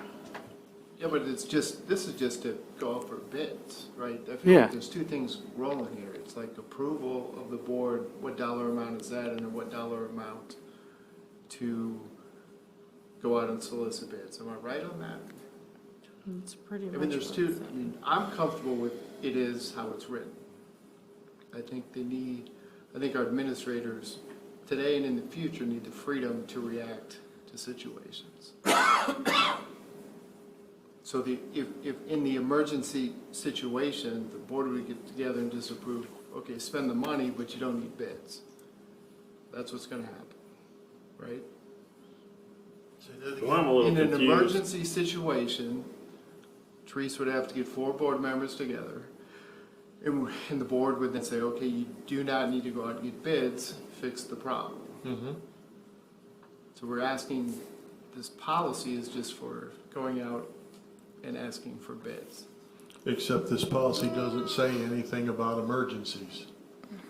The example used before was as if the people in power, and this has nothing to do with the people sitting in this room, this has nothing to do. I understand that, yeah. You know, this is about a policy. If they decided something was a good idea, they could go do it and completely bypass the board. That could happen. Which they can currently. Well, there's no policy currently, No, right? we don't have a purchasing policy, that's why this come up. This law was passed in This is just for 1990. bids, though. Huh? This is just for bids. If No, Purchase. over 150,000, the law says you have to have bids. Yeah, between 50 and 150. I don't know. You must invite quotes from at least 3 suppliers known to deal in the supplies to be purchased. I think this is a mess. I mean, what are we doing over 150? I don't even understand what we're saying here. I mean, it doesn't say anything about that. Well, you're like the building project, we have the roof. Well, I mean, why is there a 150 number even listed there? What is that? That's long, I didn't. Well, I know, but it those doesn't, numbers. I'm just saying I read it and I don't understand why they have an upper limit of 150. What changes at 150? It's a good question. I mean, That's just what the legislator said it as. Mhm. You just invite quotes for that range. If you go over that, you're doing the formal bidding process. it should probably say that in there. Well, that's required by law. It doesn't have to say that specifically. This is required for the purchasing agent and to do this process. So there is a law that says anything over 150, You're doing the formal bidding. It's okay, tiered. Right. okay. Correct. And that's what these are those tiers, 2 of those tiers, I guess I should say. In my mind, there's 3 questions here. What limit do we want to set?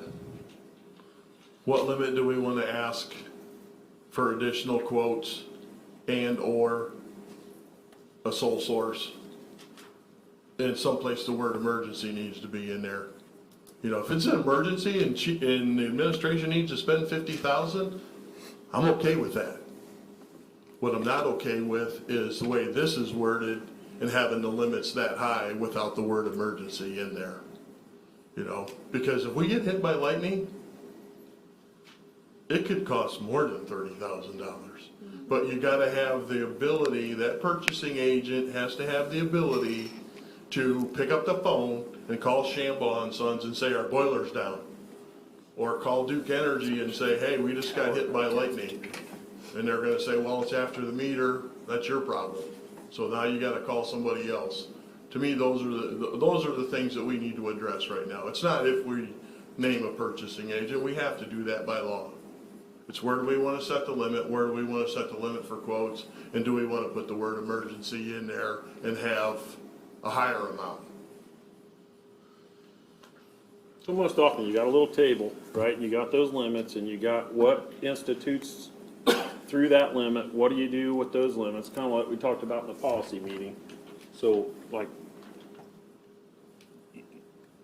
this has nothing about emergency. This is just spending, right? And that's why I say open checkbook. It's got nothing to do with personal anything.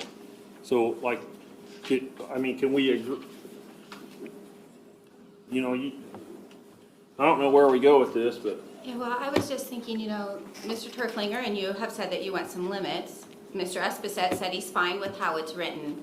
I'm fine with how it's written, and I think it's just as a board, I think that's the discussion. Are we fine with how it's written as a board, not as individuals, as a board? Or do we want some changes made as a board, not as individuals?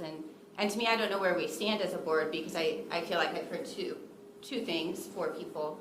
And I think it's just, what do we want to do as a board before, individuals ask for changes or individuals ask for it to stand? I would like to see us make a decision as a board. Can I offer a suggestion?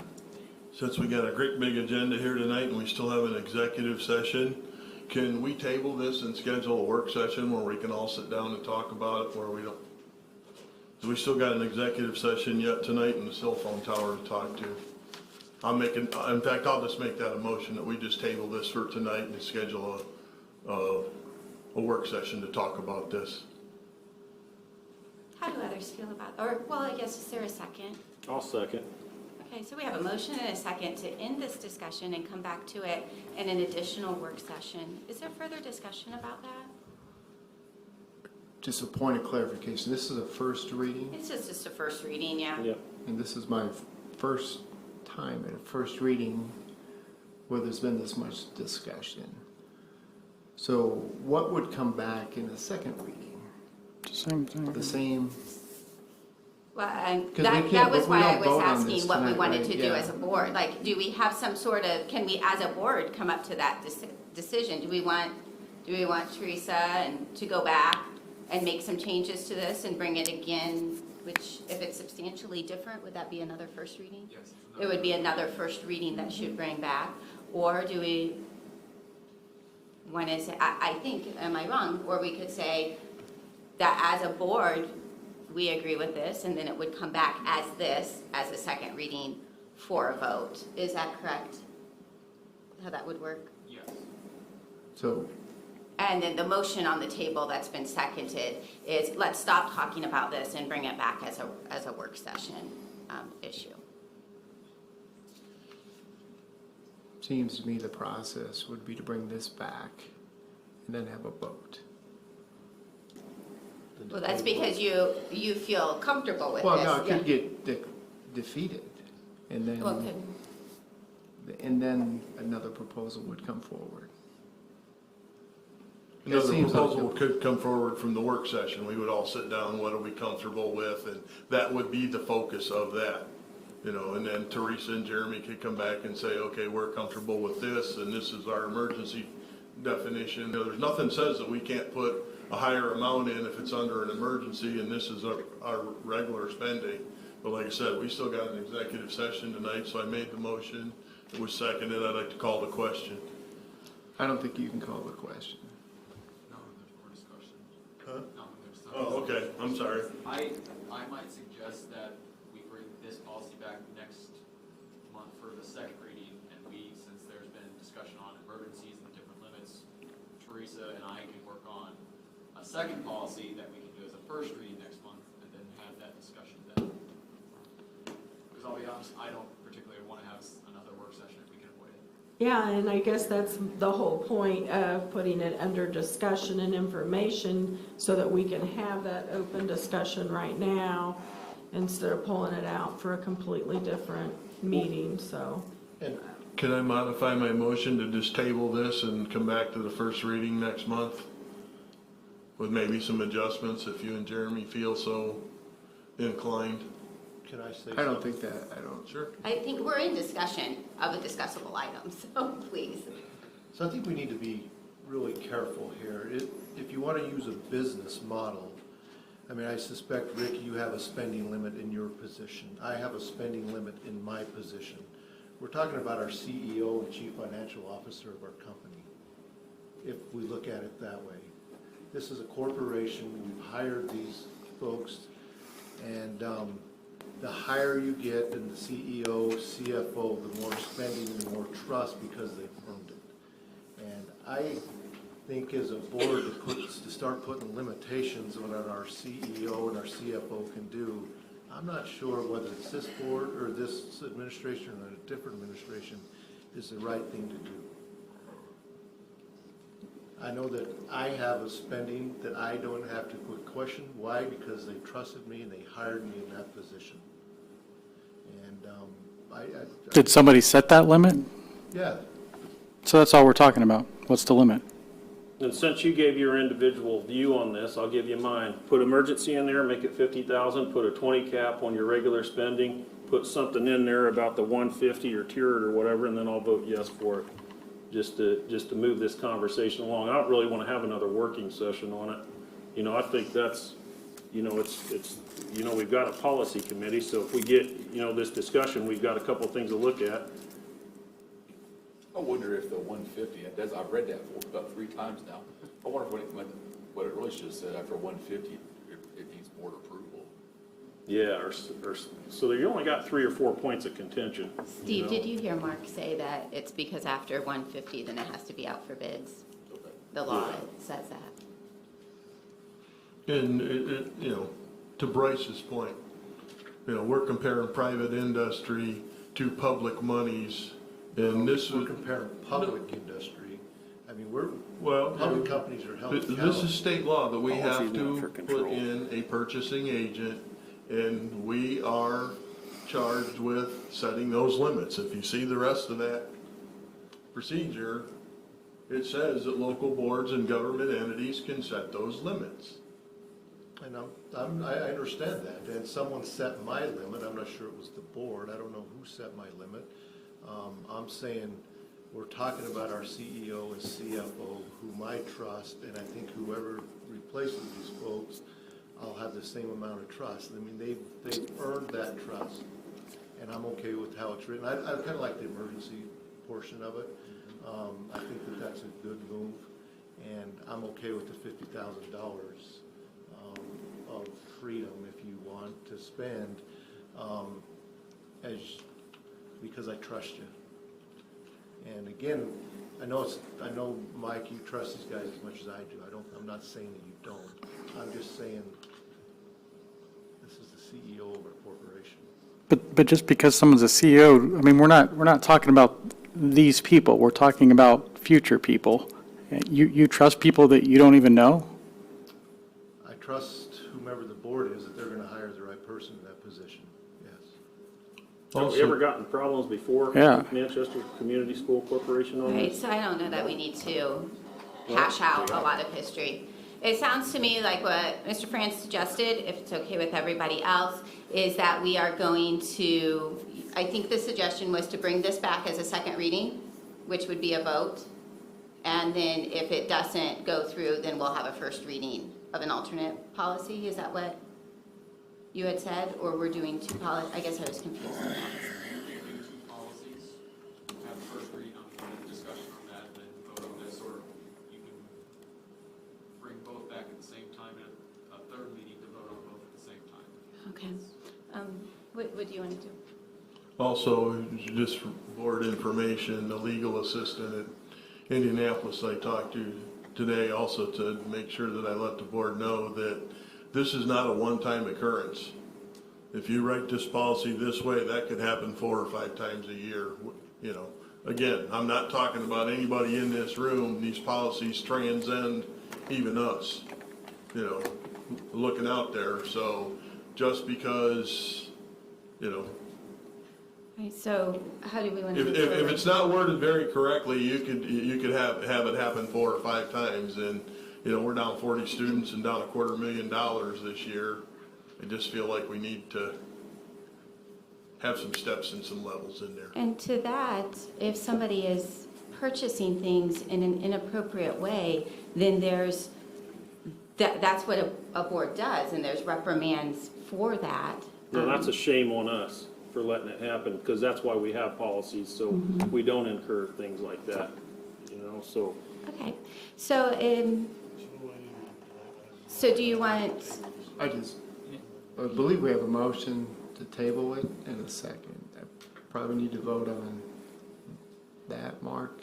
Yeah, the motion is still out there okay, the motion is still out there to, to table it. and have a work session, that's the motion, correct? I'll modify it and remove the work session just to table it for tonight so we can move on and get home to our families in a reasonable hour. We still got a couple more items.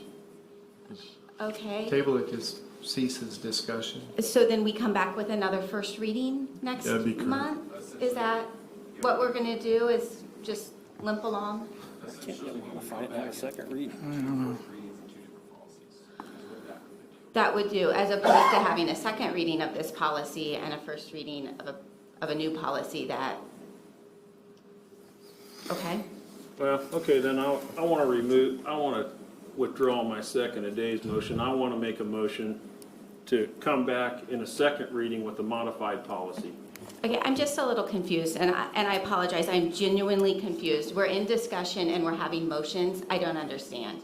You can have motions for tabling, you just can't have motions to approve the policy because it's only a first reading. But to clarify yours, we can only come back as a second reading for this policy as presented today. I can't bring a new policy and have that be a second reading. So we're stuck. No, We can have first reading on a new We just policy. can't vote on this. This comes back as a second read. Which you could vote on. Yeah. Yeah. Will you Seems pretty- allow Mark and I to work together and try to come up with something that's pleasing to the board? Absolutely, please do. Are you okay with that, Mark? Yes. Thank you.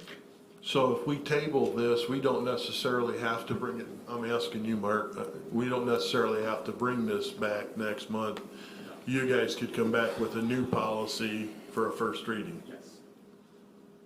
Everybody get that one? Well, then, that seems like we're removing this from No, 'cause consideration. It's It'll just still table. be policy 6220. But you're gonna bring us a new It's just gonna be one. a revised version of 6220. we could come back in 2 meetings with this same policy for a second reading though. If they bring back a modified one next month and we approve it, we never have to bring this one back. I want If this one we to don't come approve this one if we don't approve this one next month, then we can go back to the second reading of this one, correct? It seems out of order to me. I think, Can we to just me, vote down the table and then say go? there was nothing, we weren't voting on this. There's no vote on this tonight. So it's just discussion, end of story. It comes back next meeting for a second reading. If it gets put on the agenda, is that true? It doesn't have to be put on the agenda, Doesn't have to be, it's just. so we don't need to discussion table it item. necessarily. We don't need to table it necessarily. No, because we're not voting on it, we're just discussing. So if you two are willing to take another stab at it with maybe some of the things that some people brought up and try to make everybody That, and happy. we have another policy meeting coming up that we can discuss it too in that meeting as well. I just feel, and I'm sorry, like, I just feel like the right thing to do, because it obviously, there's people who feel differently, that we should bring this one back as a second reading, and then if you have an alternative, then that can be brought as well. Is that fair, or the people who are feeling, do you just want a different meeting? Do you just want a brand new policy to look at for first reading, or do you want this as a second? I personally, I think this is healthy discussion, and I don't think there's anything wrong with bringing this back for a second reading. And if it gets defeated, we come up with a plan B. How do we get to Plan B? If we don't table this, how do we get to Plan B? If this comes back from a second reading, it's the same thing again, right? Right, and it can be defeated or accepted, and then somebody creates a different policy that we bring to a first reading, have discussion. I guess I'd like to see what that other one is before I would vote on this one. Why do we have a discussion is to modify what's in discussion. If we've got points of view, then we bring that points of view up in discussion, and then, so you modify it. So why would we wait another month to look at this again? I mean, you may get the yes votes, okay, but you're just, to me, we got a lot of policies to get through, right? So, I mean, to sit here and do these things 2 and 3 times, I think it's the process. And I could be fine with this policy right here too.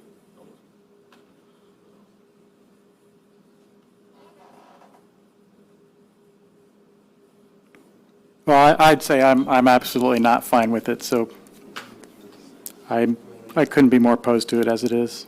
Feel very strongly about it. I think with a few tweaks, we could make everybody happy, and I don't see why we wouldn't do that. You guys are concerned about emergency situations, and I absolutely would give you the power to do whatever you want in an emergency situation. I completely understand that. Does anybody have another concern? Just day-to-day operations, I would say. So day-to-day, you need to spend $50,000? No, I'm not saying 50,000. So that's what I'm saying. Why set it that high then? Only for emergencies. This is the law. I'm putting the law in This, front of you. this is the maximum amount by the law. I think I have an issue That's with the correct, process but I'm as just well. bringing you the policy as ISBA has written it. I think it's, yeah, we should probably ISBA have didn't a write sub- it, the state legislature did. Well, that's fine. Rick? Yeah, my other issue with it is the process that we would ask our administration to go through and soliciting bids and proposals and quotes, whatever, that extra work that goes into that. Would you repeat that, please? Yeah, the extra work that can possibly go into soliciting bids, proposals, or quotes. Mr. Markham, is it normal practice to get more than one bid on a project of, say, $30,000? If you've got time to? Yeah, I mean, we're gonna do our due diligence and see what's out there and who our quotes would come from. And I think of these things along more the maintenance end of things. And so obviously I would confer with Jack and Mr. Rupley and get a feel for who's done work in the past for us and was it good, was it not? And get a better feel on those type of things. Because he obviously knows a lot of that and who's done work here more than I have. So I definitely would utilize his knowledge and all of that as well. So in that scenario, Jack says, this is a group I want to go with, they've served us well in the past. I know we need to get another bid, so you go out to another company. You're going through a process that's unnecessary. Sure. Well, Because you're but gonna that's, end up with- Rick, but that is necessary in my opinion. I mean, how do you know that you're getting a good price unless you go get another bid? Well, Competitive. Right. yeah, no doubt you might be able to get a competitive price, but can you put a price on the service and the relationship and the You can, but you response? can go back to that vendor and say, hey, look, can you do better on this? I got this other bid. Then you get both things. You get a better price and you get to deal with the people that you work with. And I would say there are multiple vendors out there that have done work, similar work, probably for us in the past that we would want to get multiple quotes on for that competitive pricing reason, for sure, yeah.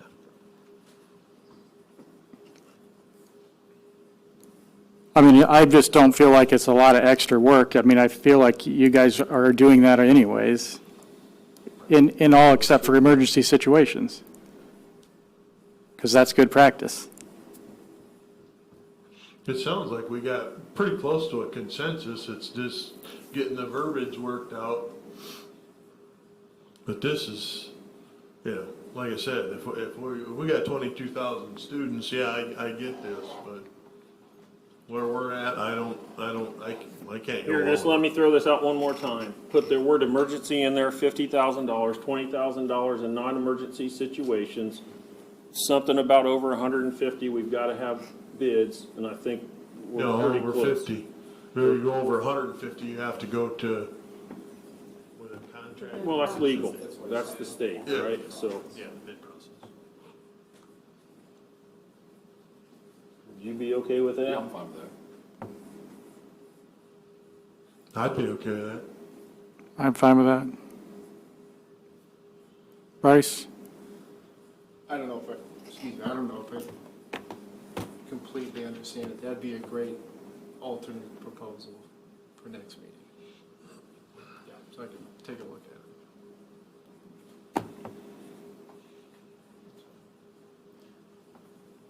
All right. So how do we get to the alternate proposal in front of this one? I don't think you Talking do. and they go I don't back. think you do. Yeah, thank you. We'll go policy committee. Okay. Okay. Any other discussion? Then we're going to move on to the next discussion item, which is 5.7, AT&T cell tower location. Okay, I had met with Mr. Carr, the AT&T representative for the cell tower. I think it was about a week and a half ago now, or 2 weeks ago, and talked with him about an alternative location for the cell tower, and talked with him about the location pretty much directly behind us, behind the MAO building here. There's 2 soccer fields out there that club soccer uses. Basically, the space in between those 2 fields was the area that I had indicated to him what was a potential area. He went back, received word this last week, at the end of the week, that his engineers had okayed that that would be a good spot for them and their specs on what they're looking for. And then he was just wanting to know if the board felt that that would be a good location, that you'd be acceptable to that, before he moved forward and started putting in a little more money into doing more research on this area back here, and they're giving us more of their things that they would need to do to get that site ready to put a cell tower on. When I did meet with him too, I did give him some other things that we wanted to look at as possibly a higher rent amount than what they had in the contract, and making sure that it had a fence around it and that it would be landscaped, and some of the things that were brought up as potential issues with the contract. So he has not responded to me on those things yet, but wanted to just first make sure the board would be, I guess in a sense, okay that if they wanted to progress with the cell tower behind here as opposed to next to the cafeteria where we had proposed the first time. And he felt good about the location out here, so that's just for discussion.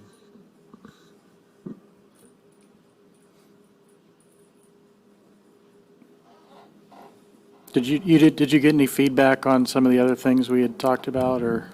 Yeah, I know that I requested a higher amount of rent. Didn't seem that that would maybe be an issue. I think that they would be willing to increase that.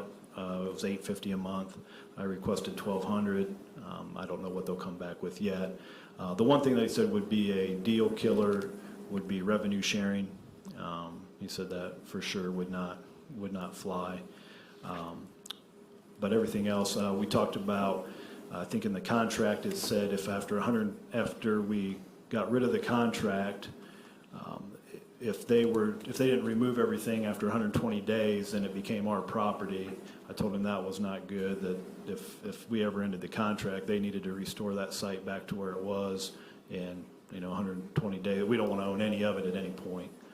So he felt like he could go back and rework that. And then he was okay with doing, a 20 or 25 year lease as opposed to the 99 years. So those are some of the things. He has not totally responded back on those things yet. I think he's waiting to see, does this location suffice? And then he'll continue working from there. Do you have any plans to, if the board comes to a consensus tonight on that location, to have him come in and meet with the facilities committee to make sure we hit all the bullet points we talked about? Yeah, no, he would be willing to come in and meet with you as a whole board or as a committee, and as we progress, and if it's something that ultimately you want to approve the contract and they move forward. Again, ultimately, where you may approve the contract in the end, he still has to go through the town and a couple meetings, and they may reject it too in the end. So, but for him to even get to that point, he's got to obviously get through us, and we got to feel comfortable with what they're proposing to us ultimately. Has he marked the location in any way, wood stake or anything, or paint, or? He has not yet, but I could have him do that.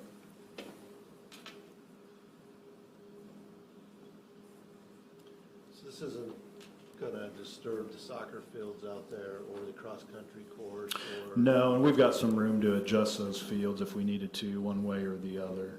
Yeah, I mean, we've got some room. And basically, it's, if you drove back behind the red shed back here, the paved driveway, basically if you just went straight into the grass, and that area is kind of where they have it envisioned, sitting in that area. So it'd be easily accessible for them and kind of out of the way in most situations. We know they can get pretty busy back here with soccer stuff, but I think that could be an okay workaround in the end. If they had to access it, they could get their access to it.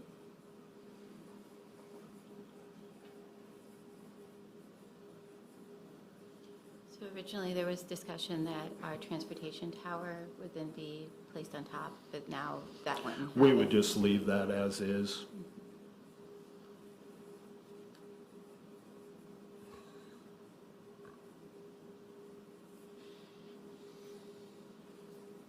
So you're looking for a consensus from us, or just, Yeah, I guess I'm just looking on thoughts, if anyone would be greatly opposed to them continuing to pursue the placement behind us. If, you know, all of you said, no, we don't like that, then, you know, we're probably done with this whole scenario. But if you say, no, that could be a viable spot, then I can let him know that, and then they'll continue to get with their engineers and continue their process. I think he doesn't want to invest any more money if he doesn't have to, Sure. if he doesn't feel like you guys would be okay with that site. I like that site better than over there, my opinion. I'm good. Same here.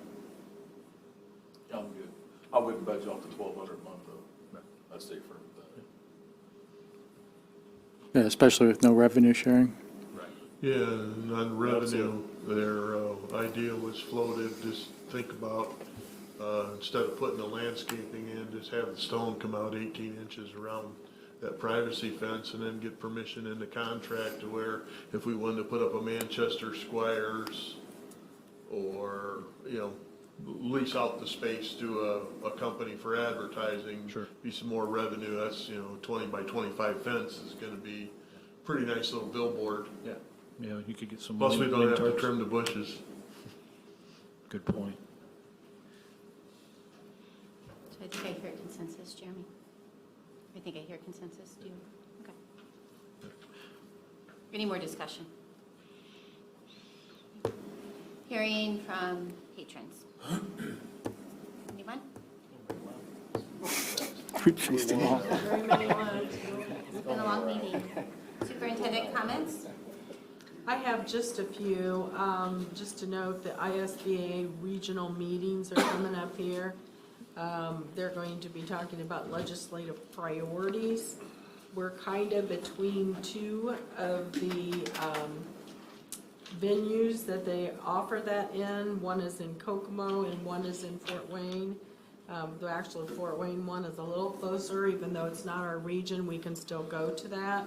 So just let us know. If you don't want to sign up directly, you can get us to sign up for you. So just let us know if you're considering going. I know that I will probably be going to the November 6th one in Fort Wayne, just a little closer. So